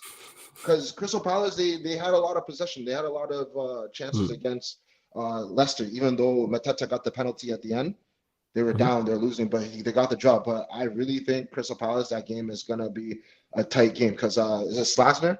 The Glasner, Glasner, Glasner's their coach. Glasner, he's a good coach. Like, he could break down those tactics easily against Ten Hag because those guys are poor, man. Like, those guys are poor, man. They don't play well as a team because when our midfield is like still not good, man. You're gonna play Ericsson and Mano again. I hope against Crystal Palace. Agate got to play. Agate's got to play. I think Agate is going to start against Barnsley. To be honest, I think he's going to get probably like 60 minutes. He'll start. I think that's a good start. And he's at home. He's at home at Old Trafford, so I think he should start. My opinion, I think he should start against Barnsley because that's a good game to get into because it'll be physical. You know, a League One side, they'll be physical. He likes to play the physical game. He can get a little bit comfortable. But yeah, like if they're gonna bring the same 11 against Southampton to Crystal Palace has a lot more they have a lot more class. They have a lot more better players than Southampton, way more better players. They'll be way more clinical than Southampton because Southampton didn't really do much. They had the young kid. Ben Diaz didn't do much. Cameron Archer, they're trash, man. Like Southampton. I don't know why everybody was worried. I was not worried at all because I knew the players on United are good enough to get the result off some moments of and individual brilliance. Shout out to Xerxes. He played really well. Shout out to Diallo. He played really well. Shout out to Mazraoui. Diallo and Mazraoui down on the right is amazing. I love it. Mazraoui's playing well. Every game, Mazraoui's going up. He's getting shots off. He's defending well. Hopefully his injury's not too serious. Maybe he just needs a little break. Who else played good? Not too many guys, to be honest. I don't think too many guys played good that game. It was just an individual game. Like the Xerxes was playing 1-2s with everybody. Xerxes impressed me as well. Yeah, I've been impressed with Xerxes. Yeah. He's moving up the ball well. He honestly, how Xerxes playing is like how I expect Bruno to play, but Bruno is just like man, like it's just unfortunate that he's the vice captain or captain because he's not gonna get dropped. Yes, he's one of our biggest burdens for playing style because he doesn't really like press well if that's the style that they want to play. He doesn't press well. I'd rather see him like just sit back a little bit more. But he's not a good passer as well, so it's tough. It's really tough. But the Arsenal game, I watched that game. My opinion on that game, I think Tottenham are so washed, man. Tottenham cannot finish, man. Kulusevski had so many chances. Son, I don't know what Son's doing on the left, but yeah, you got to play him as a center forward. Yeah, but someone reminded me that their backup is Werner. So what are you gonna do? I rather play Odeberg. Rather play Odeberg on the left, to be honest, and Kulusevski on the right. Because when Odeberg came on, he was offering so many more chances and everything. Arsenal's attack, they're okay. Like I don't know why people give Kai Havertz a lot of hate. Like I know he's not a 9. Kai Havertz is not a 9. People need what is he? Like that. He's a 9.5. He's a 9.5, man. He's a 9.5. He's not a 10 and he's not a 9. He's 9.5. Yeah, bench player. That's what he is, but we move.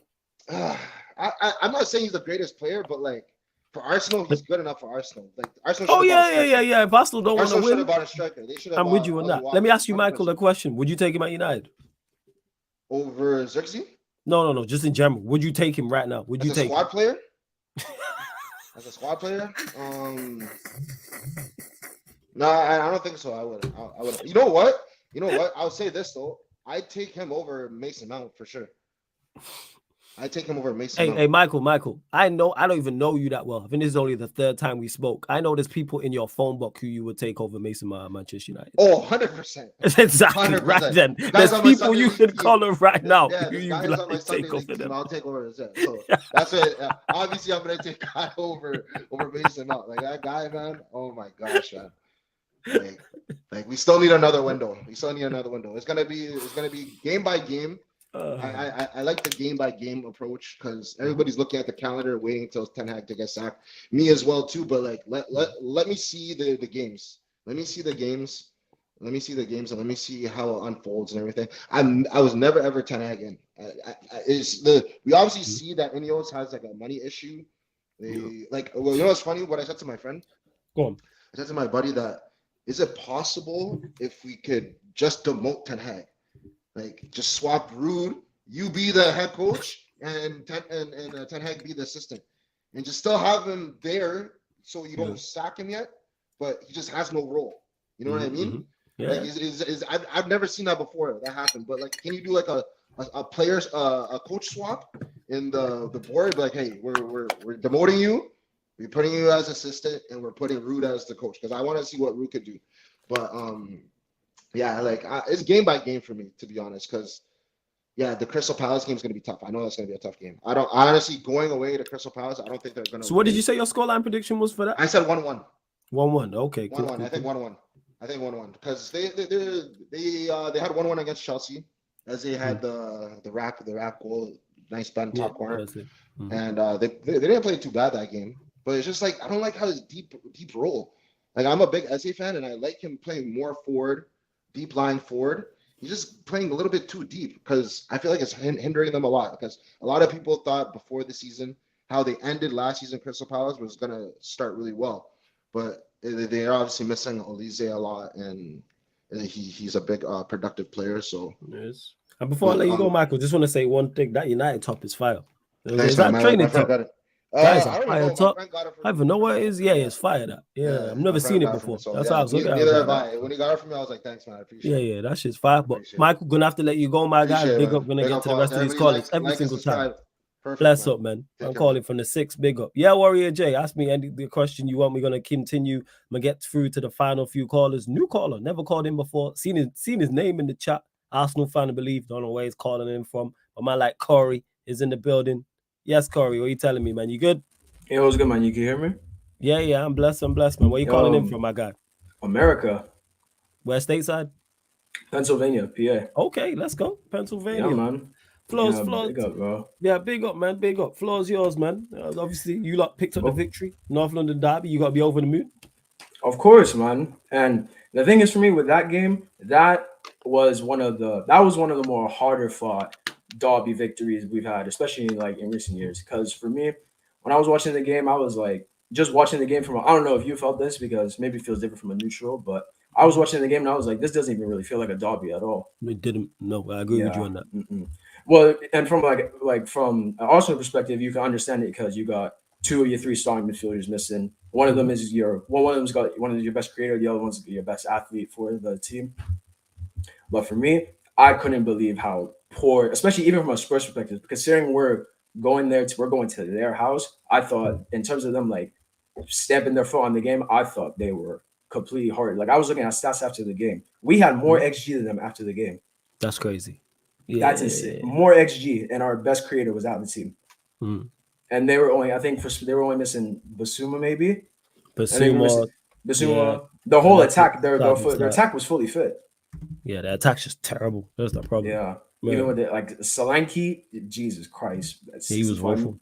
He was woeful. Son as well, like that's the captain. You definitely gotta have a look at it yourself because he dummied Ben White once. After that, I ain't seen him for the rest of the game.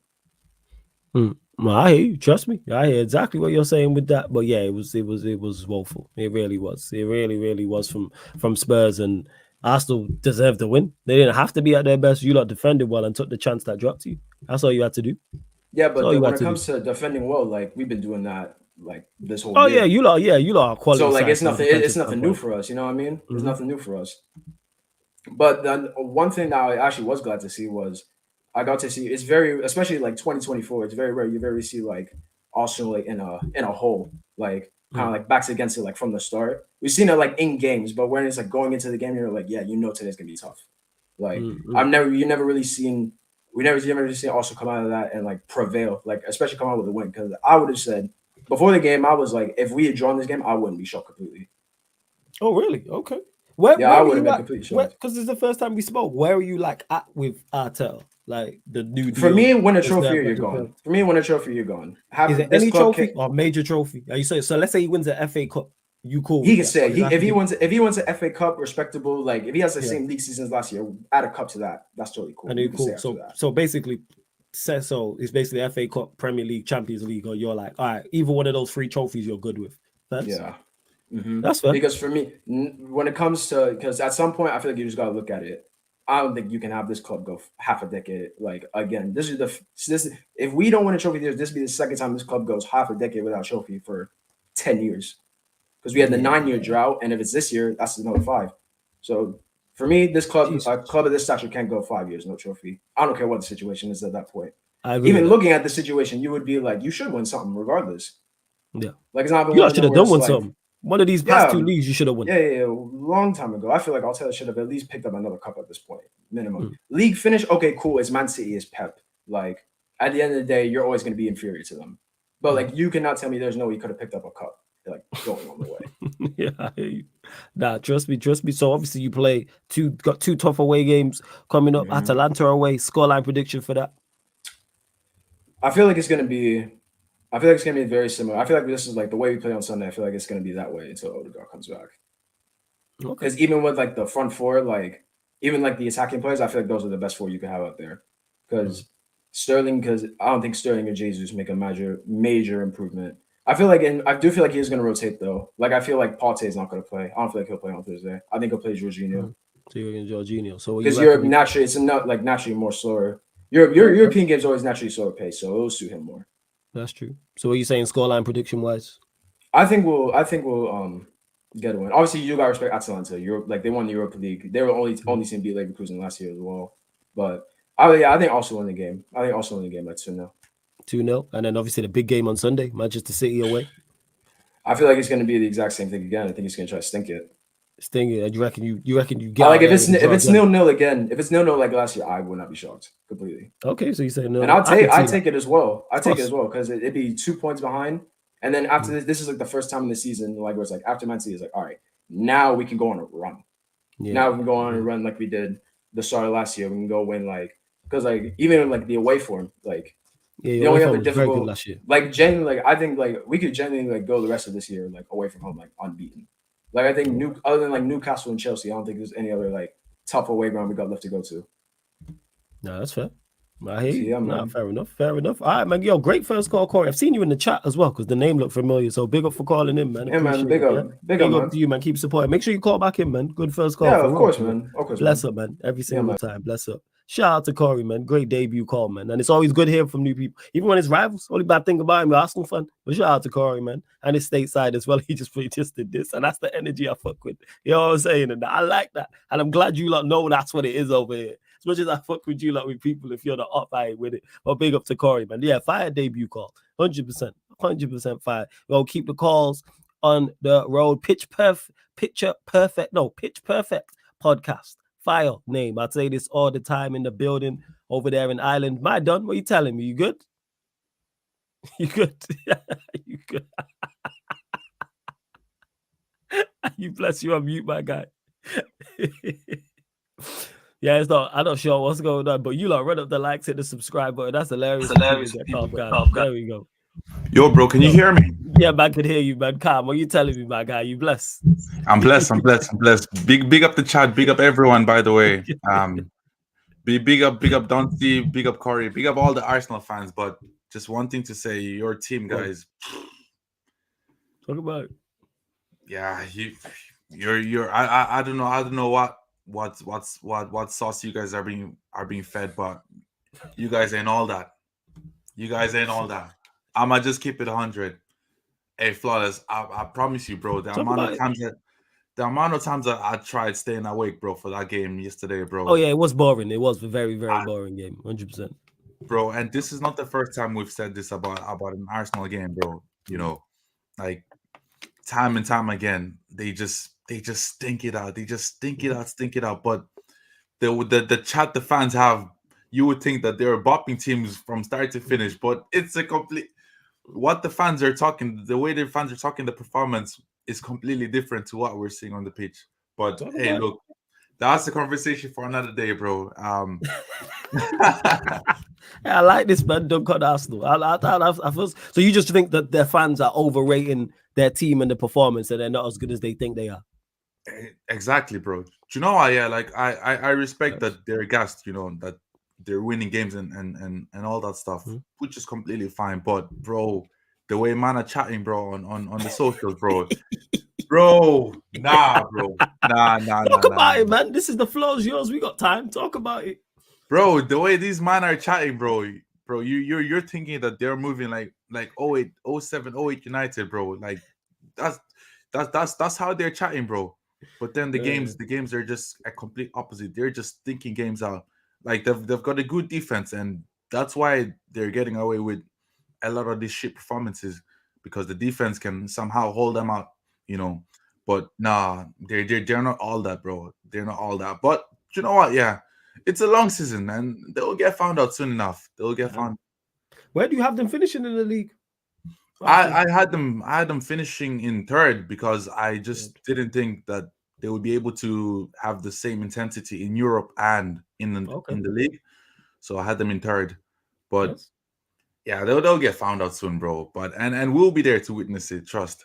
Yeah, we will be there, be documented. You know what I'm saying? What did Broad say one time? The revolution will not be televised; it will be live streamed. That is Exactly. facts. It is.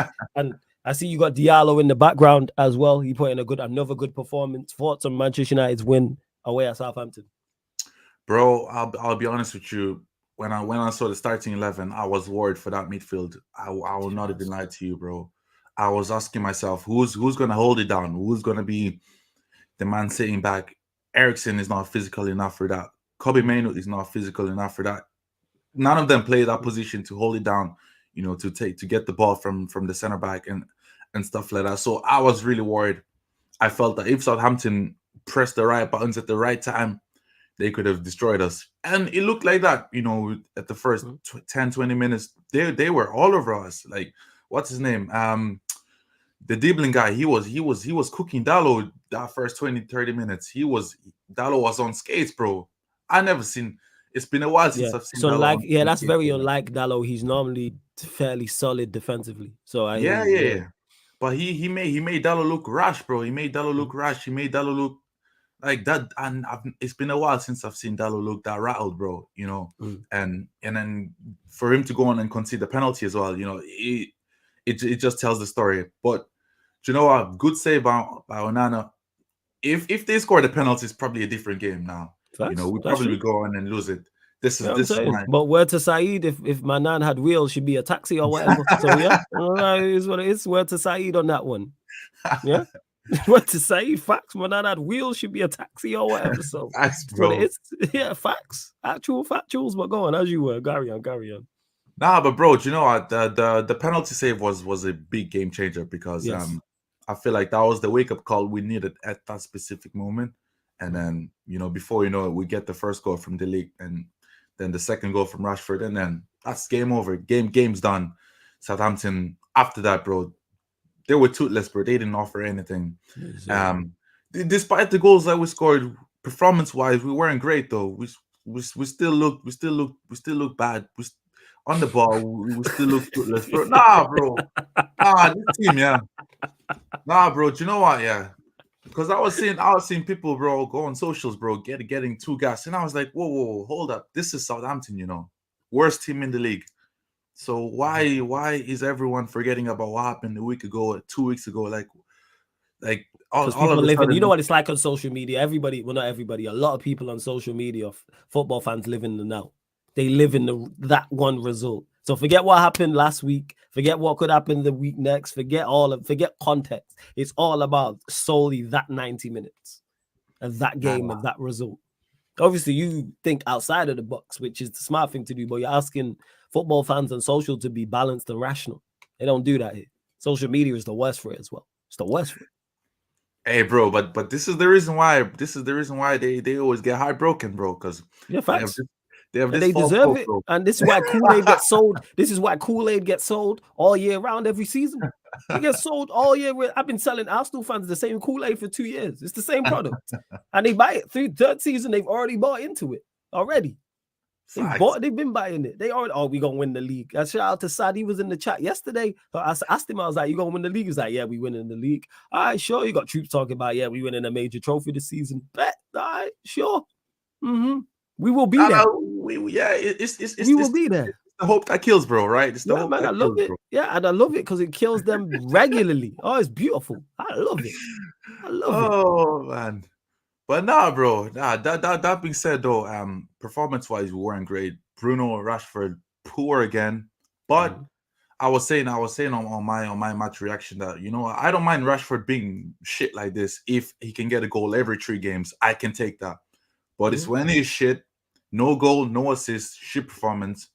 That's when I have a problem.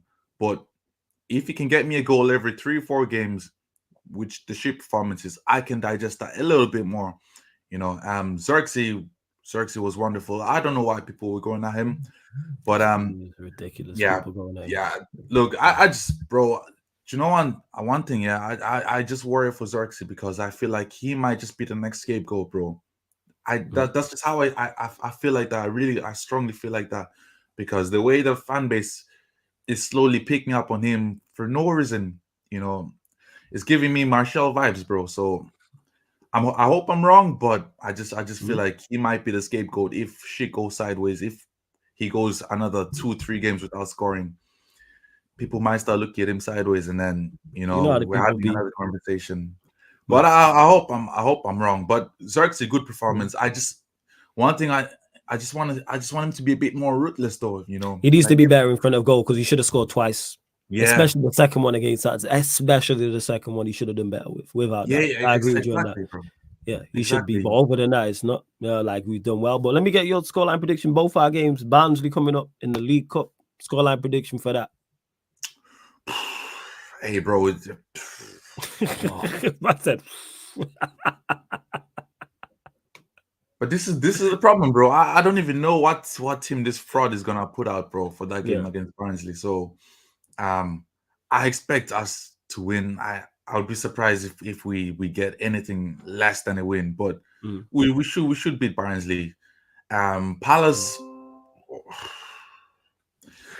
Oh, bro. Palace is the one I've been worried about, bro, the longest now, to be honest with you. I think we lose against Palace. What's the scoreline for Barnsley? What are you telling me? I need a scoreline, man. Let's go 4-0, bro. I'm going 4-0, bro. All right, let's go 4-0. Let's go 4-0, bro. 4-0. Let's go. I hope you're right, man. And Palace away on Saturday. Palace away on Saturday. I think we're 2-0. Well, 2-0 United or 2-0 Palace? Yeah. I think he puts out the wrong team, and that'll fuck us more. So you think we lose 2-0 at Palace, yeah? No, 2-0 to Palace, bro. 2-0 Palace. All right, cool. I was going to say we scoring 6 goals, yeah? Yeah, no reply. I think we lose to Palace, bro. All right, Thursday, all comes crashing down. Hey, my guy, I'm going to let you go. Hey, bro. Go on. Last point. Go on, make your point. Hey, but bro, yeah, bro. Like I said, bro, like I was saying on the last stream, bro, that I feel like this fraud, yeah. All I'm just asking is just for him to just put out the right team. Fuck the tactics, fuck the philosophy. Just put out the right 11, and let's just freestyle it all season. That's all I'm asking. That's the least I'm asking for. Just put out the right 11, and let's see what goes on. But Flawless, I appreciate you having me on chat. I appreciate you again. Is it okay, bro, if I plug my channel, by the way? Of course, man. Let them know. Yeah, man. Let them know where they can find you, what you got coming up, all that good stuff. Floor's yours, man. All right, people. I'm gonna just put the link to my channel on the comments there.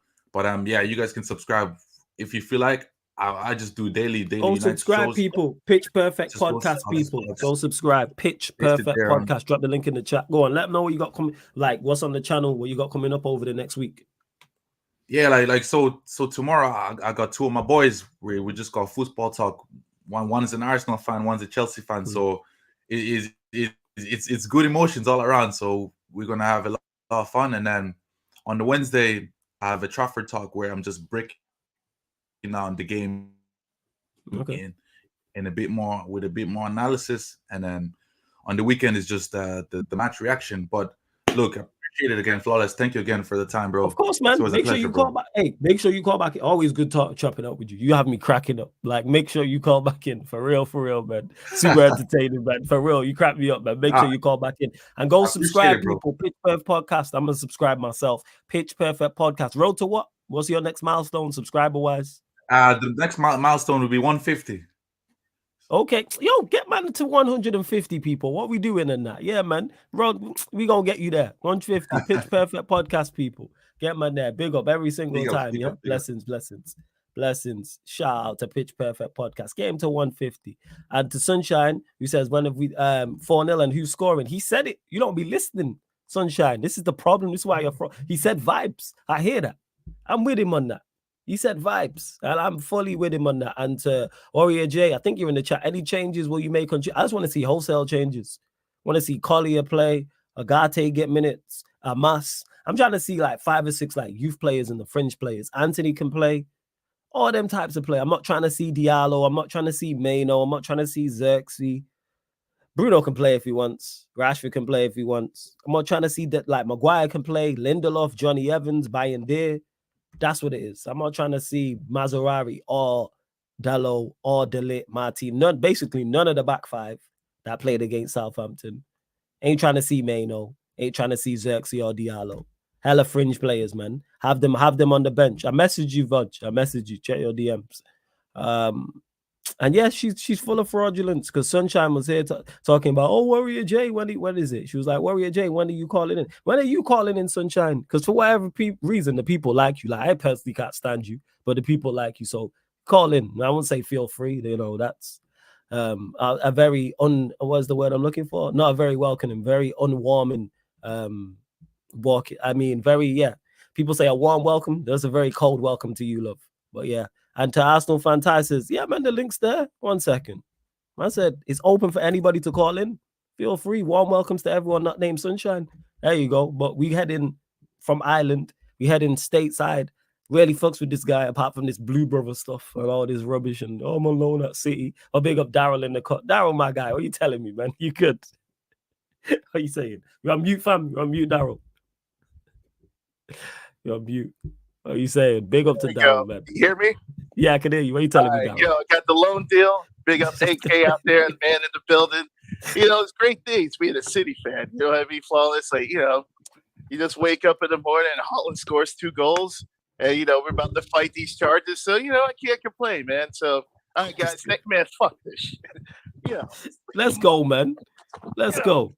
Everton, man. Everton, let's go, man. Evertonians, let's go. We with it. Fucking Everton.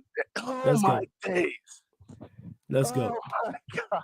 Dude. Twice in a row, we blew 2-0 leads. You know, we're the only team, the second team to do that besides Bournemouth. And we have this bum.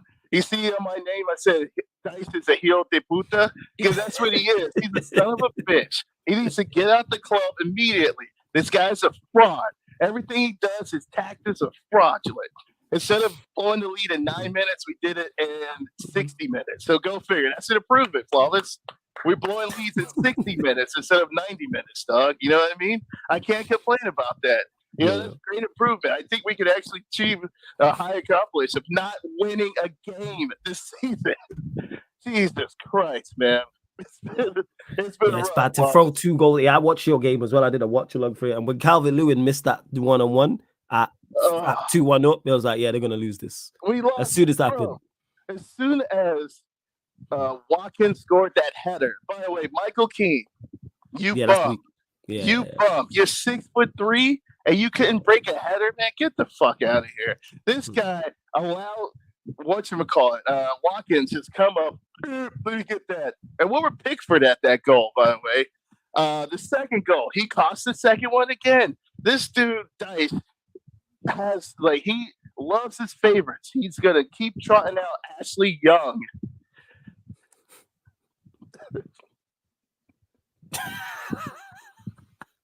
Ashley Young, right back. He's going to keep pushing Michael Keane. My man, we signed a center back from Ireland, the dude named Jack O'Brien. I know Pitch Perfect might know the guy. Yeah, he's 6'6", right? Is he just 6'6" center back? At least stop the header. Yeah, that's true. That's true. He would have at least stopped the header. Guys, this has been. I've never in my lifetime witnessed this club. And I've been a fan since '99, right? And I ain't never seen these guys play this shit in my lifetime. Even when we had Rooney and we were trying to escape off relegation, and then y'all scoop them up a year later, fuck you guys. But we were better than this, guys. We have never been this shit in our life. Hold on, how many goals we've given up this season? Yeah, you don't give it, and that's something that's so undice-like, is to give up goals. It's so undice-like. I'm about my tactics. I'm about the basics. Yeah, and I give up 13 goals. 13 goals this season. My God, we've won 5 games since December 16th. Jesus Christ. Let me repeat this. 5. I'm going to look at it again. 5 games. 5 since December 16th. And I have people telling me, oh, don't blame Dice. Oh, our players are crap. So, Flawless, you know, you've heard this argument. Oh, the players are crap, right? Yeah. Whose responsibility is that? Yeah, is it on the players or the managers? Yeah. Your players are better than this. The players are better than this. The players are better than this. You as a manager is supposed to tell people your tactics, your strengths, what the strength of the players, and put those players in the advantages that help them excel their strength and mitigate their weaknesses. What did Dice do? I don't know what happened. I don't know. Oh, you see, man, I don't know what happened. Get out the fucking club. This guy is a disgrace. And I'll tell you this week who we got going up. We're in the EFL Cup. We're going up against Southampton tomorrow. Jesus Christ. I said Jesus Christ. Yeah. I said to you at the beginning of the season, like, oh, what is your thing? What are you going to do, man? What is your prediction? I was like, bro, EFL Cup 17th. That's all I care about. EFL Cup and game and relegation, right? If we lose to Southampton, fire this bum. Hell, after this game, after Villa, fire him. After Bournemouth, fire him. After South, bro, he should have been sacked at the end of this past season.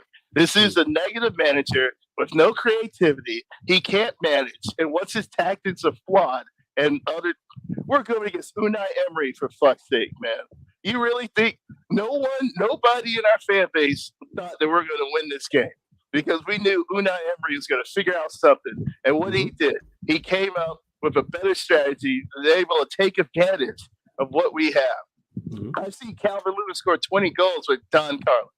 All right? I've seen these players do a hell of a lot better. And we have Sean Dyche, Cement Dyche out here, fucking it up and ruin it for the whole club. And I could go with him. He could sack him. But mainly that owner, Fulhar Bashiri, with your money, lack of money, because you've got all your stuff from Usmanov, that like fraud Russian that was trying to buy Arsenal back in the days. But the only hope I have for this season is that John Textor buy the club. He's the guy that owns Botafogo, and he owns Lyon, and he owns shares in Palace. And hopefully he sells those shares off at Palace by next week. We can finally get a proper owner so we can get rid of this bum and get this disgrace out of here. Dice out. He's a hijo de puta, marico, maripoca, chupa mi piña. Tell that guy to him. And I'm just furious, Flawless. That's cool, man. That's what I'm here for, man. Get things off your chest. I've done Everton therapy. I did Spurs therapy yesterday. Liverpool therapy. I've done all time. United therapy. I'm here, man. People say I'm the bad guy. I do therapy for everybody. My doors are open for everybody, not called Sunshine. So, we move. We're going. Yeah. Shouts to Sunshine. Subscribe to Sunshine FC, people. That's like dunking on him. It's so much fun. Oh, my God. This guy throwing away 2 pitch leads. He's a bum, man. I'm like, I don't know. We're probably gonna get relegated, man. It's not even. I don't think we are. I know we have talent, but like I said, I would say, man, I only want an FA Cup. EFL Carabao Cup. That's all I care about. Can I just win a trophy? Can I just see one? Let's go, man. In 1995, can I just see a Carabao Cup? I have friends of mine. Why do you care about the Carabao Cup? Blah blah blah. I'm like, we haven't won shit. Yeah, 30 years. Facts. So let's win something so we can build this up. Oh, why do you want to get rid of Dyche? 5 wins. Yeah, that's crazy. That's crazy. 5 wins. And most of those wins came on in the last few games of the season. And we scumbagged our way to win those games. This manager Dyche needs to get the hell out. I can't stand this guy. He's driving me insane. I hate the way he talks. I hate the way he walks. I hate everything about this fucking guy. He's a disgrace. Our owner, Fulhar Bashiri, is a disgrace. And I hope they get rid of this dude as soon as possible. Thank you for your time. It's cool, Daryl, man. You get off your chest. It's all good. I know this is got to be because I knew you lot were going to lose that game. As soon as Calvert-Lewin missed that chance, I was like, even when it went 2-0 up, even before he missed that, just the way you managed the game, you're 2-0 up and didn't slow the game down. When you're 2-0 up, you slow the game down. We're trying to play. We're parking the bus. I'm like, bro, we're up 2-0. Let's take advantage of it right now. Let's get 3. Let's get 4. Let's go in there and try to attack him. What did Dice do? Oh, we got to play back. We had to worry about them back. Big up to Duran, by the way. What a hell of a shot. What a shot. What a shot. I can't even. Big up the Villa, as always. I always have to make sure I tell people when I'm ripping into Everton, I will give credit to the offense team, but I'm trying to rip off my club. Right? Yeah, thanks. You've been critical. You're Everton fan. It makes sense. Yeah, I get that. I need to see them play. Villa, they were down 2-0. Emmy on the first goal. I was like, what the hell are you doing? And that first goal that we scored with Dwight McNeil, Onana gave up the ball away. Big up Agent Onana with the goal, with the give up on that first goal. But overall, it's a disgrace. I can't. I'm gonna start doing since I'm back in the stateside. I'm gonna start doing live streams and stuff like that. Let's go. I was traveling, and I've been slacking on the channel, so I have to get my game up and work hard like you guys do. And you gonna get trust me, Daryl. You gonna get there, man. Let them know what the channel that you'll be on, where they can find you, what you got coming up, all that good stuff. Tonight, probably around 6:30 Eastern, so that's about, I guess, 11:30 UK 11:30 p.m. UK time. Yeah, 11:30 UK, 12:30 Spain time. I'm gonna do my match reaction to the game. I have more stuff I want to talk. I just want to be able to concisely break it down and just tell what's wrong with the club, essentially. And it just blows my mind how there's some fans in our club that think Dyche shouldn't be sacked. Well, there's two things can be true, by the way. Shit ownership and Dyche need to be sacked. Those two aren't, those two are mutual. You can have those two together. They're not opposites of each other. You know what I mean? It's not like negative and positive. Those two things can also be true. And this guy Dyche, he's not even a Premier League manager. He's at best League Two. At best League Two. Damn. So big up, guys. Thank you again. It's always Daryl, big up, man. Yo, good, man. Shout out your channels, though, man. Shout out the actual name of the channel. And drop the link in the chat. Yeah, you lot go subscribe to Daryl's channel, people. So we got what is it? My main channel, which I'm going to be actually right in. Like I told you about the shows and the different what I said. The different God damn, I have words. It's cool, man. No stress, man. Yo, you stress, man. I get it. Yeah, it's so this is the main channel. I'm going to be talking more, doing the series about the Champions League winners. Eventually, I'll be talking about your boys. By the way, the first episode will be about obviously the Mac Bugsby and the Bugsby babies, and them winning.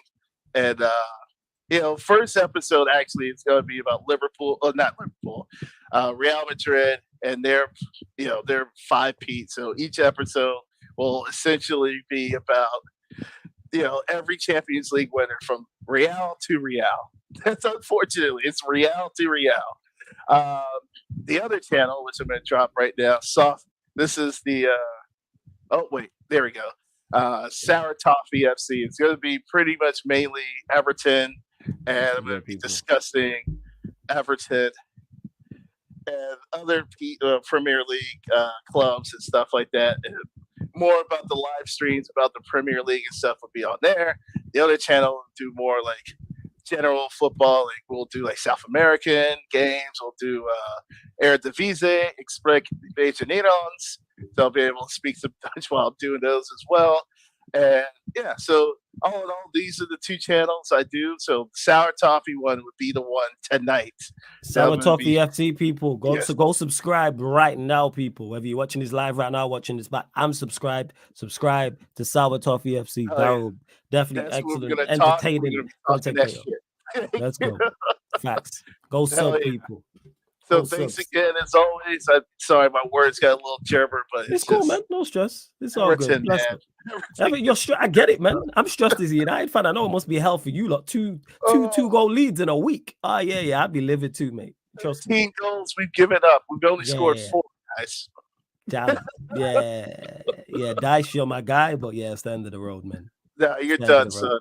You're done. Standard. Hey, Dyche, send it the road, but big up Daryl big up Daryl, yeah. Bless up every single time. Bless up. Shout out Daryl, man. Bless up. I'm from one of my favorite content creators to just one of my least favorite people in general. Never mind in the content creator space. Sunshine is here. How are you doing, Sunshine? Look at my name. Look at my name, please. Sarcasm City hostage. Look at this foolishness. See, all this nonsense about, I'm not welcome on the channel and blah, and you're here. You know what I'm saying? Yo, look at this guy cheesing. Yo, are you good there? Facts. Yeah, he caught you. You should have seen him cheesing. But he's seeing sunshine on screen. Are you good there, Fats? Huh? Hey. This guy was cheesing away. All right, cool. We gonna get to Where the, was to he last- yesterday? Wasn't everyone asking for him yesterday? Yeah, everyone was asking for him, but he over there in where you at again, fam? Are you in South Korea? So, yeah, so Yeah, yeah. he's in South Korea. Yeah, nephew, you caught him. You should have seen his smile as soon as he seen sunshine was on the screen. Big ass smile. Oh, It is, but let me get to the final few callers. Yeah, you should have seen it. You know what I'm saying? His big ass smile. It is. But speaking of that, we had in Malaysia, man, like Mohammed in the building. Mohammed, what are you telling me, man? You good? Can you hear us? I'm good. I'm good. Yeah, Yeah, I man. can hear you. Yeah, man. What are you saying, Look man? at Everything his good? name. If I said Jaded is home, what a joke, man. You know what I'm saying? These I mean, he's not wrong. just hella frauds running around the city, you know, it's crazy. You know what I'm saying? He's not wrong. Though. I mean, he is home actually. Jaden's from London, though, if you don't know it. I just speak from Brent. Okay. Jesus is. But yeah, Mohammed, thoughts on your game? Obviously, you won against Bournemouth. 1-0, man of the match performance from Sancho. Great cameo, great half. What are you telling us? Yeah. The first half we were shit. Yeah, and Maresca made substitution and we won the game, innit? Yeah, man of the match is Sanchez, innit? Yeah, Sancho was. Hold it, Sanchez can you or do me Sancho? something? Yeah, of course, go on. Can you do me something? Yeah. Since you're undercover Spurs fan. That's right. That's right. Call him out. I need you to tweet dream tweet scenario. Dreams. If What dream Spurs team beat scenario? Commentary, Mm-hmm. if Spurs beat Commentary, and he said great to bounce back against the almighty Coventry. Of course. Without doubt. You know what I'm saying? Hashtag Coys, hashtagging I trust. Yeah, 100%. You already know that's the tweet that's coming. You already know that's the tweet, Mohammed. Come on now. You know me well enough. You know if they beat Coventry, I'm gonna tweet that. And if they lose, you know what I'm saying, I'm gonna tweet something else. You already know I've already the wheels is turning. And it's crazy. You know what's crazy? It's away at Tottenham as well. I mean, it's away to Coventry as well. Something like tough for. Come on, Coventry. I need you to win Coventry. I need that Coventry away, man. That's what it is. So yeah, Mohammed, you know I got you, man. Hashtag Coys. I'm running with this. Oh, it's hilarious. It is hilarious. I got so many tweets, you know what I'm saying, about when Spurs lost that game to Arsenal. I was like, this is crazy. Coys. You already know, Mohammed, man. You already. Hey, don't shake your head, sunshine. We can see you, woman. Don't do that. Don't judge me. Yeah, I know you can see me. Yeah, don't judge me. You see what I have to deal with now. Yeah. Like, hey, Fats, we ain't talking about you and your Spurs prop and your Chelsea. Yeah, you know but that is different, isn't it? That's different. It's not. Why It's is it respectfully. different? We're not. Respectfully, we're not the same. You have Eleanor, innit? Yes, we are not the same in it because mine isn't for a girl. You know what I'm saying? If you're gonna pick a side chick, at least pick one My that's like. is not the same as yours. So I didn't pick the side chick. The side chick picked me. That's what it was. Why can't you just like pick City or somebody who's gonna win? Man, pick Spurs. Like, I'm questioning your character right now. Yeah. Fuck City. You know what I'm saying? Thank you. Look at this guy turning his camera on. Look at you smiling away. Look at him, yo. Why are you smiling so much? It's 2 in the morning. Allow it. Smiling so much, yo. Look at him. 2 in the morning. It's 2 in the morning. Why are you blushing? In the morning. We know the time. We know what the time is. Why are you blushing? Why are you going red? Why are you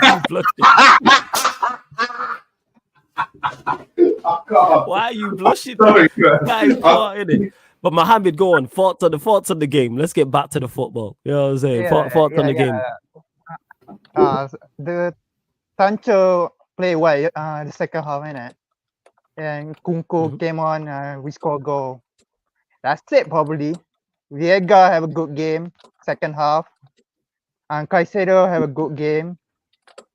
And the Sasti, oh my God, I don't want him at right back, Oh my days. He's so slow. Wow, he was woeful. He really was. I can't lie. That Disasi right back. Yeah, that's the last experiment that we're gonna have. It's not working. And yeah. We need right backs that we have no choice. We have no choice.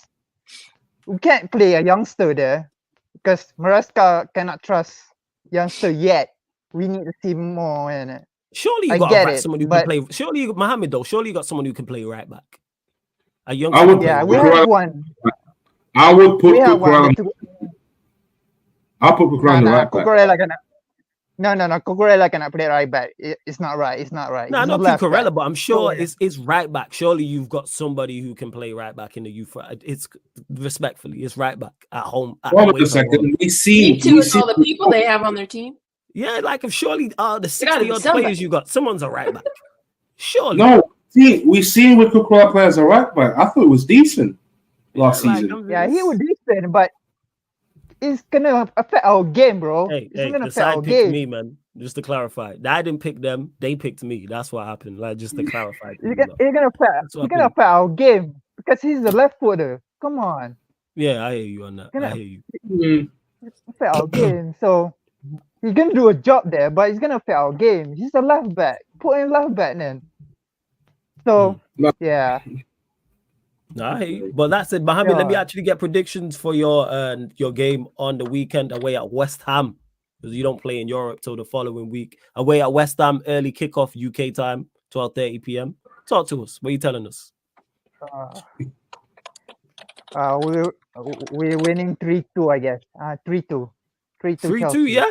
3-2 Chelsea. Yeah. All right, let's go, Mohammed. We're gonna Okay. Yeah, we're First. gonna be a entertaining game in it. We cannot defend right now. We're gonna improve. Okay. Is Gusto Yeah. back? No, I we've think seen he's it in the back. training. He's still okay. It's he's only in training. training. It's only I thought we training. were gonna play midweek. So we can play. We play Gusto there to see how he's doing. But yeah, he's gonna play. He's gonna play on Sunday, I guess. Interesting to see. Saturday, I All guess. right, but you're saying 3-2. Yeah, Saturday is the early kick. All right, then we'll see. But Mohammed, always good chopping up with you. Big up. I hope you're wrong and you lot lose 3-2, but we'll see. But big up every single Fuck time. you. Yeah. Bless Yeah. Palace will beat you. Yeah. Palace. will beat you. Yeah. Shut up, mate. How about Yeah, we will that? beat This us. guy. Yeah, Big up, fuck Mohammed. you. Fuck Ain't you. taking around. Yeah, fuck Big you up, for that. Mohammed. Shout out Mohammed. Hey, Fats, are you still smiling there behind the camera? Yeah. So you can show No. up there blushing. Yeah, yo, we seen you. We seen you, bro. We seen you. I mean, to be honest, I'm not a very good poker player, though. That's why I'm a poker player. I'm fully aware, there's clips of you on this channel. But anyway, we're going to keep the show on the road, get to the final couple callers. Welcome, I like LJ Brown in the building. Yes, LJ, what are you telling me, man? You good? Yeah, I'm good, bro. Yeah, you see, Depends on the Yo, tray. look at man's name, yo. yeah, man. Yeah, because you're shifty, bro. Like, I saw how you're gaslighting truth, bro. Don't try it, bro. What did I do to wait? What did I do to Troops? You had him saying that we were going to win a trophy, bro. You know. No. damn well we ain't winning nothing. He said that you lot were going to win a trophy. And then I said, wait, what? You're winning the trophy? He said, yeah, we're winning the trophy. I was like, I bet. You know what I'm saying? He said No, Premier but League or you Champions League. I gaslighted was him like, last season as well, innit? what did I do, yo? Like, you had him saying the stars are aligning, bro. Said the stars were aligning. Like, that's on him. Yeah, That's you him remember and that Tony. one? I remember that. Oh, Shout out I Tony, the remember stars Truth were started aligning. saying that, bro. No stars were aligning, man. Yeah, None man. of that, boy. Jeez. We don't look up, boy. You're just like, yo. Yeah, But man, thoughts, your LJ, side- on Go. Carry on. Sorry, my bad. Carry on. Your side biddy, boy. Took a hit. Innit, on the Yeah, they weekend, did. man. Yeah, they did. Why Your thoughts on the Tottenham? game? Wait, who's your team, LJ? He's an Arsenal fan. He's Arsenal. Ew. Yeah, man. Both teams played crap, honestly. But Fairs. we knew that Tottenham were going to concede from a header, innit? Yeah, because they don't do well from set pieces. This is well known. Oh, they're not good in the air, innit? So Mhm. everyone knows that. Absolutely. No, it was a dead game, but yeah, I mean, I'm happy, man, because this was like the FA Cup final for your side team, man. Yeah, they just didn't show. Yeah, they were poor, man. They didn't show up. Like, We all know they're not winning any trophy, boy. What are they winning, boy? yeah, That is it's the looking FA peak. Cup. Yeah, it's looking peak. Yeah. They don't look like Ange. It's not looking good for Ange. The records ain't looking good. Like, He's looking very Ten Hagish over there in North London. Hey, crackhead no glue, man. Crackhead no glue. Even Team Sherwood got a win percentage than Ange, man. Have some shame. Yeah, sure, mate. Sure, mate. Yeah. You know what? Facts. We'll get to you shortly. Don't worry Eyeliner about that. 'Cause guy. we ain't smoke. You know what I'm saying? Go on, LJ. Carry on.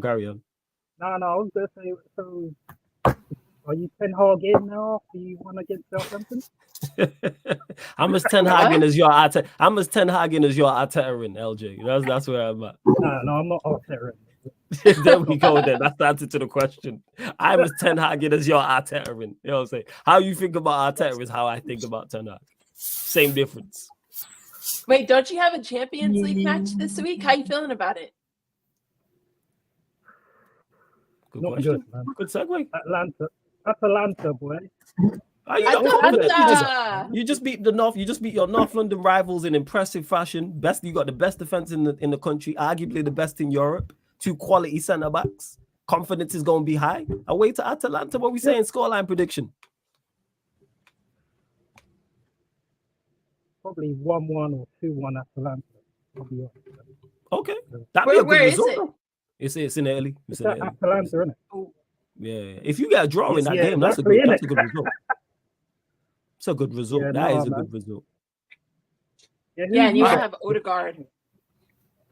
A good result. Okay, and we got say that again. Who have you got this week? This week we play Barnsley in Barnsley. the cup, and then we're Palace in the league. Palace away.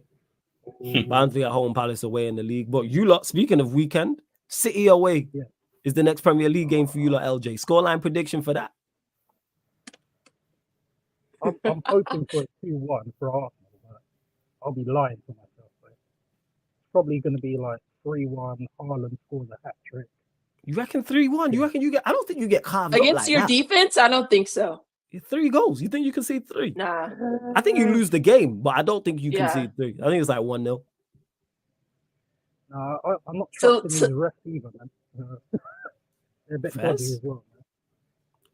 Oh, run me that. Who did Holland get into it with last match? Was it Gabriel or was it Saliba? I can't remember.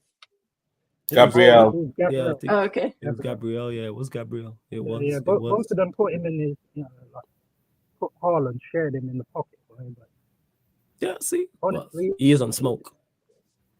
yeah. But your defense is Rodri's too back. good. I don't think That's that's the going to thing. be that crazy. Yeah, but our midfield is crap. But Odegaard's not coming back. I mean, it could be worse. You could have United's midfield. So. I mean, you got Partey Jorginho, man. One of the best defensive midfield in the league. Rice is back. Don't forget, Rice is back as well. Rice will be back. Rice is back, yeah. Oh, yeah. And you got Kai Havertz to play in the 10, man. 9.5 Havertz. And then you got Rice, Partey. Stop that, right? I said stop that. you know I ain't got no faith in Havertz. Yeah, that's No true. faith. You don't have no faith in that. Yeah, that's fact. Like, That's I've been, campaigning for Tony or Jokeres, but we're not getting it. You said no justice for Kai. No justice. But LJ, gonna have to let you go. Let me get to this last call. So big up, man, for calling in as always. Always good chopping up with you. Yeah, bless up every single time, man. Every single time. Shout out to LJ. Speaking of Arsenal, big up to Northside for the raid, man. Shout out to my guy Northside. Everyone who's joining over from the raid. Gonna get to the last caller, but run up the likes, hit the subscribe button. Make sure you subscribe to Sunshine's channel. The link's in the title. Sunshine FC. Click the link right now, and it opens up a new tab. Go subscribe to Sunshine's channel. Another Arsenal fan. I've never spoken to this many Arsenal fans on the show in my life, but it's always good. My like Brandon is in the building. Yes, Brandon, what are you telling me? Oh, Brandon. Hey, long time no see. Yeah, man, it's been a minute. I ain't spoke to you, I think, Brandon, since I like, the know who Euros. this man is. Tell me. The Euros. It's all good. It's all good, guys. I don't know. What have I come on to say, really? You know how I feel about the manager flawless. You know how I feel about the manager. But on Sunday, he weren't Mikel Arteta on Sunday. He was Mikel Simeone on Sunday. Do you know what I mean? Mikel Simeone, the way that we set up was perfect for that game. However, it has given the top gooners a little bit of chest now. They seem to think that because we've done it once against Spurs, that all of a sudden it's now a solution to our injury problems. I disagree completely. You know, we left ourselves short in the transfer window. Odegaard being out injured is a major problem. People won't look at it because we won the game, but there's two sides to Arsenal in that game. Going forward, we was absolutely fucking awful. Defensively, we did our job. That's just how it is, set piece FC over here. Do you know what I mean? So, yes. But yeah, I'm not really going into the Man City game with too much confidence, to be honest with you, because I think people tend to forget as well that we set up exactly the same way against Spurs last season and did exactly the same thing last season. So this isn't nothing new. Do you know what I mean? It's not anything new, but shout out to the players because they have to carry out the manager's instructions. I thought Yuri Timber, Gabriel did it to an absolute T. Jorginho and Partey, the best way that you can not expose them is by keeping things tight, making the spaces as minimal as possible. That's exactly what we did. Played 3 attacking midfielders and created absolutely F all, So in terms of that game, in isolation, the way that we set up and everything else was absolutely bang on. Can Mikel Arteta continue to do that throughout the season now? I still have my question marks because we've seen time and time again that when it reaches the big pivotal moments, that's when he'll make a stupid error, or we'll end up with a player in there who we think, oh Jesus, why is he playing? I.e., prime example last season against Aston Villa when he decided to all of a sudden throw in Zinchenko after he hadn't played for God knows how long, and then Zinchenko costs us the game. So, there's a lot more for him to prove yet, but it's good that we're going to get Declan Rice back. I think Jorginho's legs are gone, to be honest with you.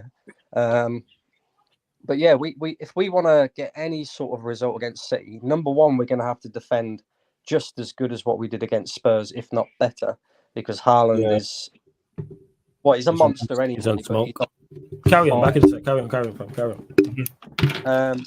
But also, when we get opportunities, like we did in the first half, when Gabriel Martinelli should have really scored, we have to take them against City because otherwise we will get punished. And that's just as simple as that. In terms of Atalanta, I think it's on Tuesday, Thursday, I can't remember now. That's going to be a difficult game, and I've heard a lot of gooners out there saying, "Doesn't matter, it's only the first game, just throw it." Like, hang on, what?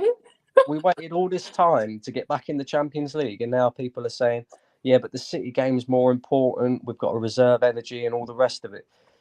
I always sit there and say that's absolute rubbish anyway, because we're £800 million deep. This is the 5-phase project that Arteta has been talking about the entire time that he's been in. This is phase 5 of the project, right? Arsenal should be the finished article now. We should be able to go out, attack all competitions, not just focus on one and maybe pick up a cup along the way. Although I think that's what we'll probably end up doing and finishing second again this season. But I look at it and think, time to attack all competitions now. Yeah, you've got injuries. Guess what? Everybody has injuries. We was very lucky last season to not pick up any major injuries, especially within the spine of our team. Gabriel stayed fit, Saliba stayed fit, Odegaard stayed fit, even Havertz stayed fit throughout the season. We was never ever going to get away with doing that again this season. So the fact that we didn't go out in the transfer market and address them issues, we let them. I'm not disappointed in the players that Arsenal let go of, because I think the likes of ESR, Fabio Vieira, for example, should have been moved on. But the fact that we didn't, and the fact that every single football fan in world football said, what do you think Arsenal need this season to beat Manchester City? I think everybody sat there and said some sort of forward, especially striker, somebody who's clinical in front of goal. And already we've seen examples this season of Arsenal not being clinical in front of goal and Manchester City just being clinical as they can be. They've got Haaland. We, as another example, had Kai Havertz missing one of the easiest chances I think he'll ever create for himself against Brighton, which could have won us the game. obviously all the top gooners want to come out and blame the referee, but he didn't stop us from scoring that second chance. Kai Havertz, you know, he took the ball out of the air. Everything was absolutely spot on in what he did in the build-up to the shot. But then, you know, you one-on-one with the goalkeeper and you hit it at the goalkeeper. It tells me everything I need to know about the forward line of Arsenal in particular, because I just don't think we have anybody who's that clinical in that forward line, you know, and we're missing that striker's instinct. So I think that will be costly for us in terms of the big trophies this season. I just hope that Arsenal go and win an FA Cup or a League Cup or something like that, because, you know, people forget that when Pep first came into the league, one of the first trophies that he got Manchester City winning, and consistently as well, was the League Cup. First. Now, people have to question, why did he do that? To build winning mentality around the club, within the players and all the rest, right? Sometimes, in order to go on and win the bigger competitions, you have to build some sort of winning mentality within the group of players that you have at your disposal. Now, I know Havertz and Jorginho and Thomas Partey, for example, have won trophies elsewhere, but this group of players haven't won anything together. And I think that's what they need. They need to win something in order for that mentality to switch a little bit, for us to go, do you know what?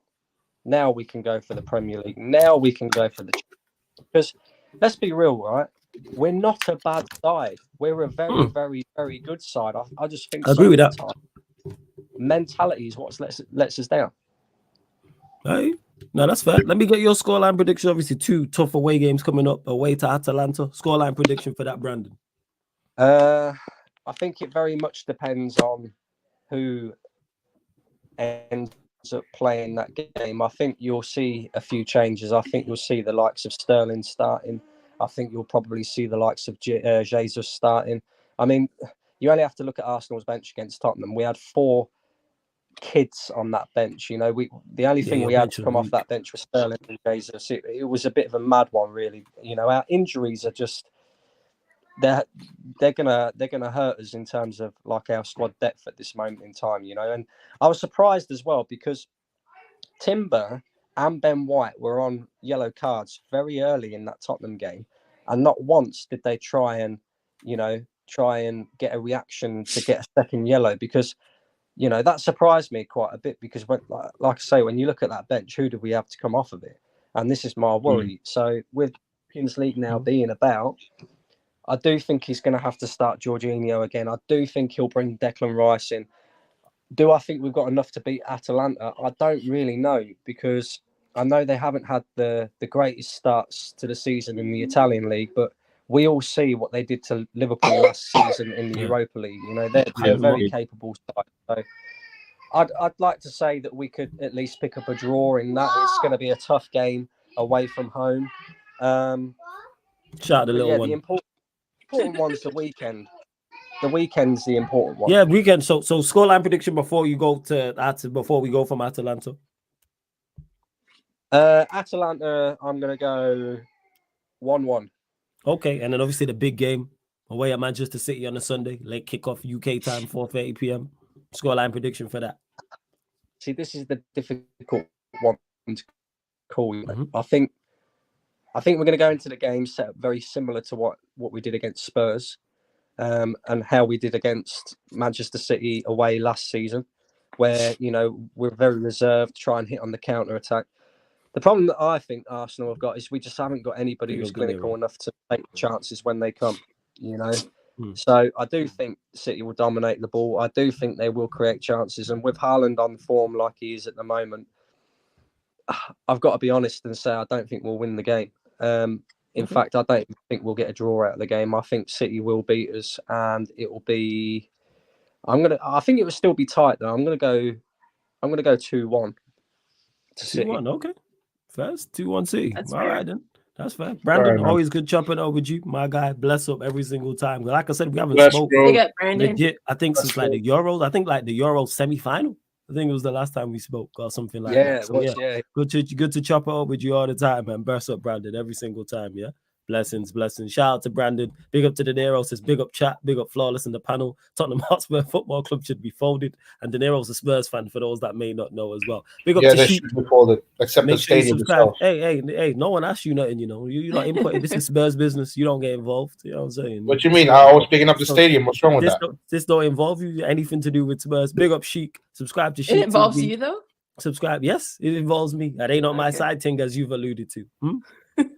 Exactly. Yeah. That's what I was told. That's what I was told. Now what you've told it. I was just picking up the away, and the away was good. One of the best away in the league. Let's get to Vodge, man, in the building. Yes, Vodge, what are you telling me, man?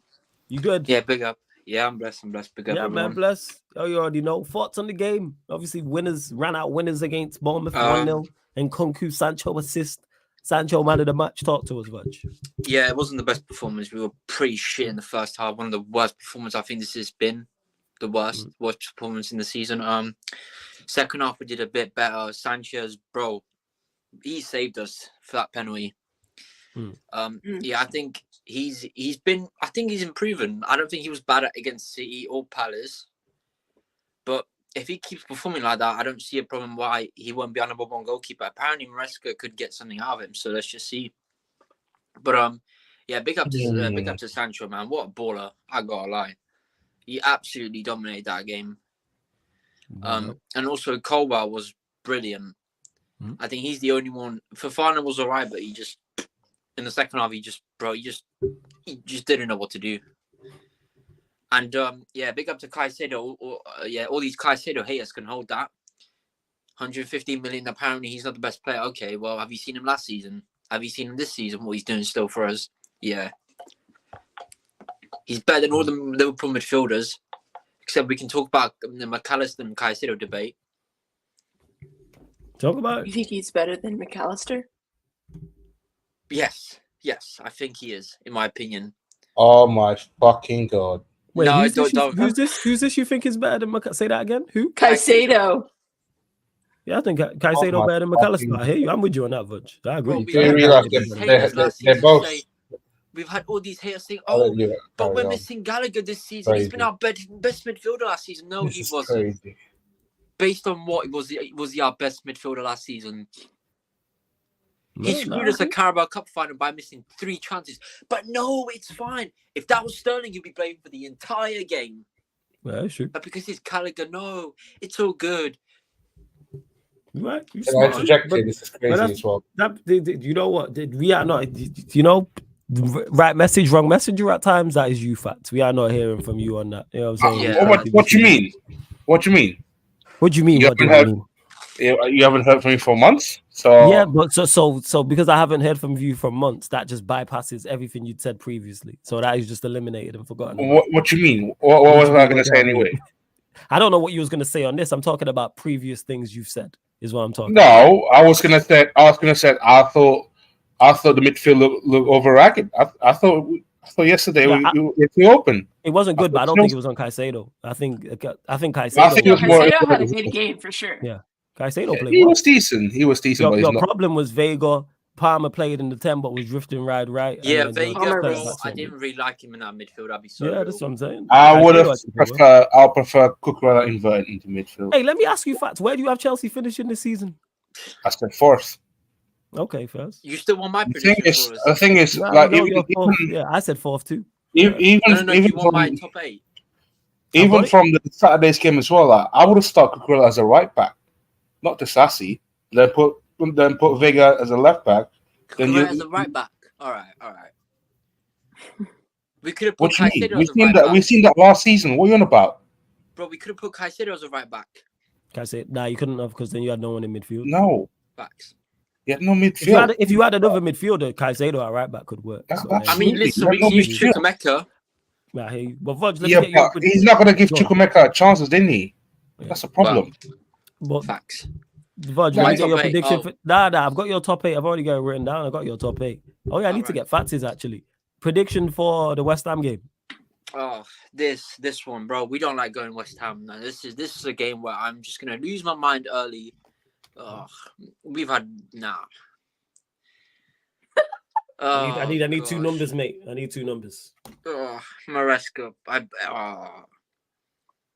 Are you really this stressed over West Ham?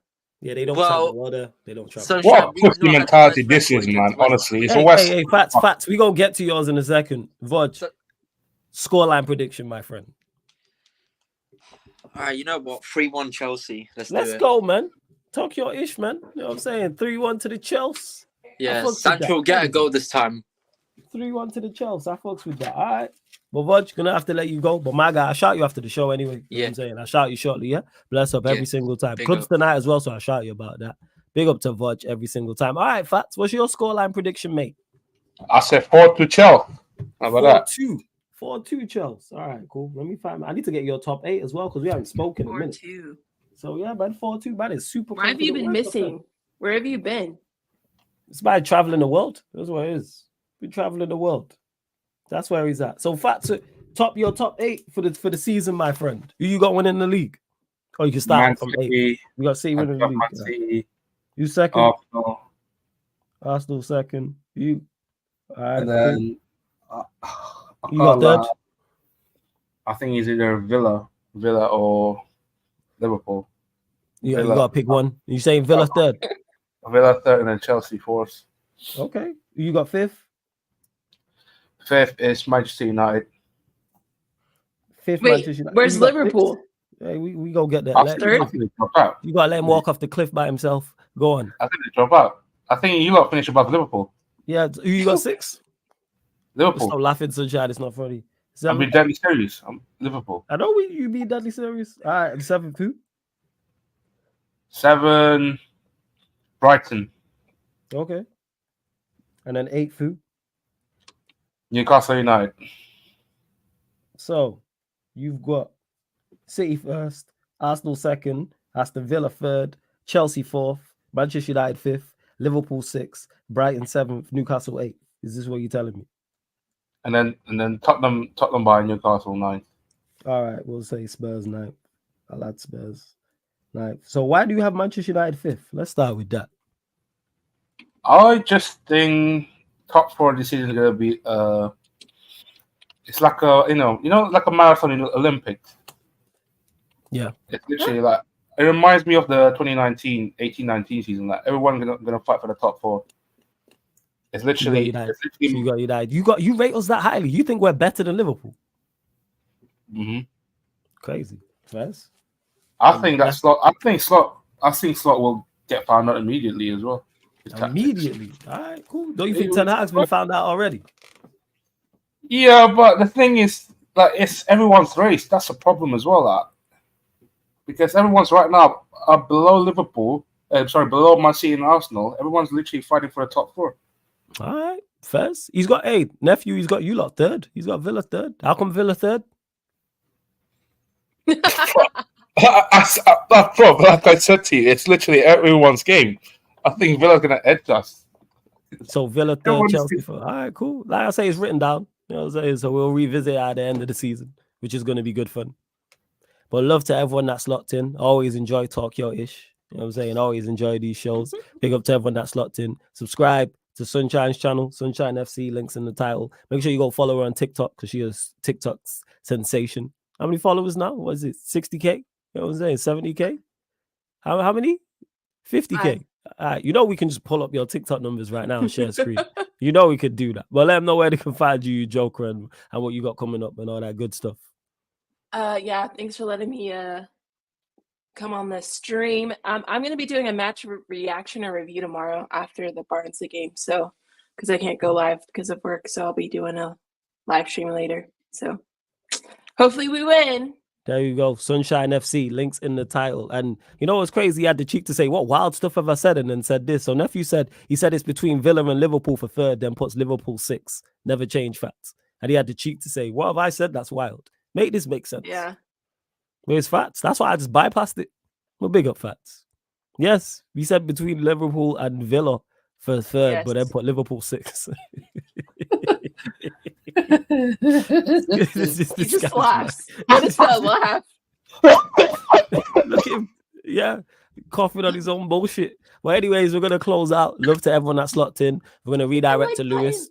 Hit the like button, subscribe. We'll be back live tonight, probably on the playback. Pro Clubs people. will be Pro Clubs, probably 10 p.m., 10:30 p.m. And then Tuesday Stacked. We got the Man Them United podcast. Let's go That's the Team Manchester Z. United show. Team Z. Gotta get those W's. Are you done, woman? You finished, yeah? Ha ha ha. Huh? Look how funny you think you do. What an idiot.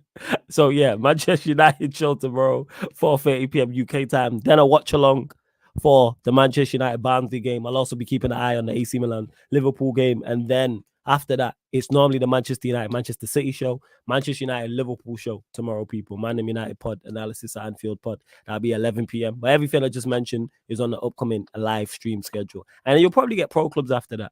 But big up to everyone that's locked in. Again, we're going to redirect to Lewis's channel as well. So put Sarcasm City Raid. And this has been the Fan Calling Show. Talk Your Ish live on the... Look at this. See why I call this woman out? Look at this. But yes, this has been Talk Your Ish live on the Sarcasm City TV YouTube. Thank you very much. Ten Hog out. Big up, everyone. Thank you very much for tuning in.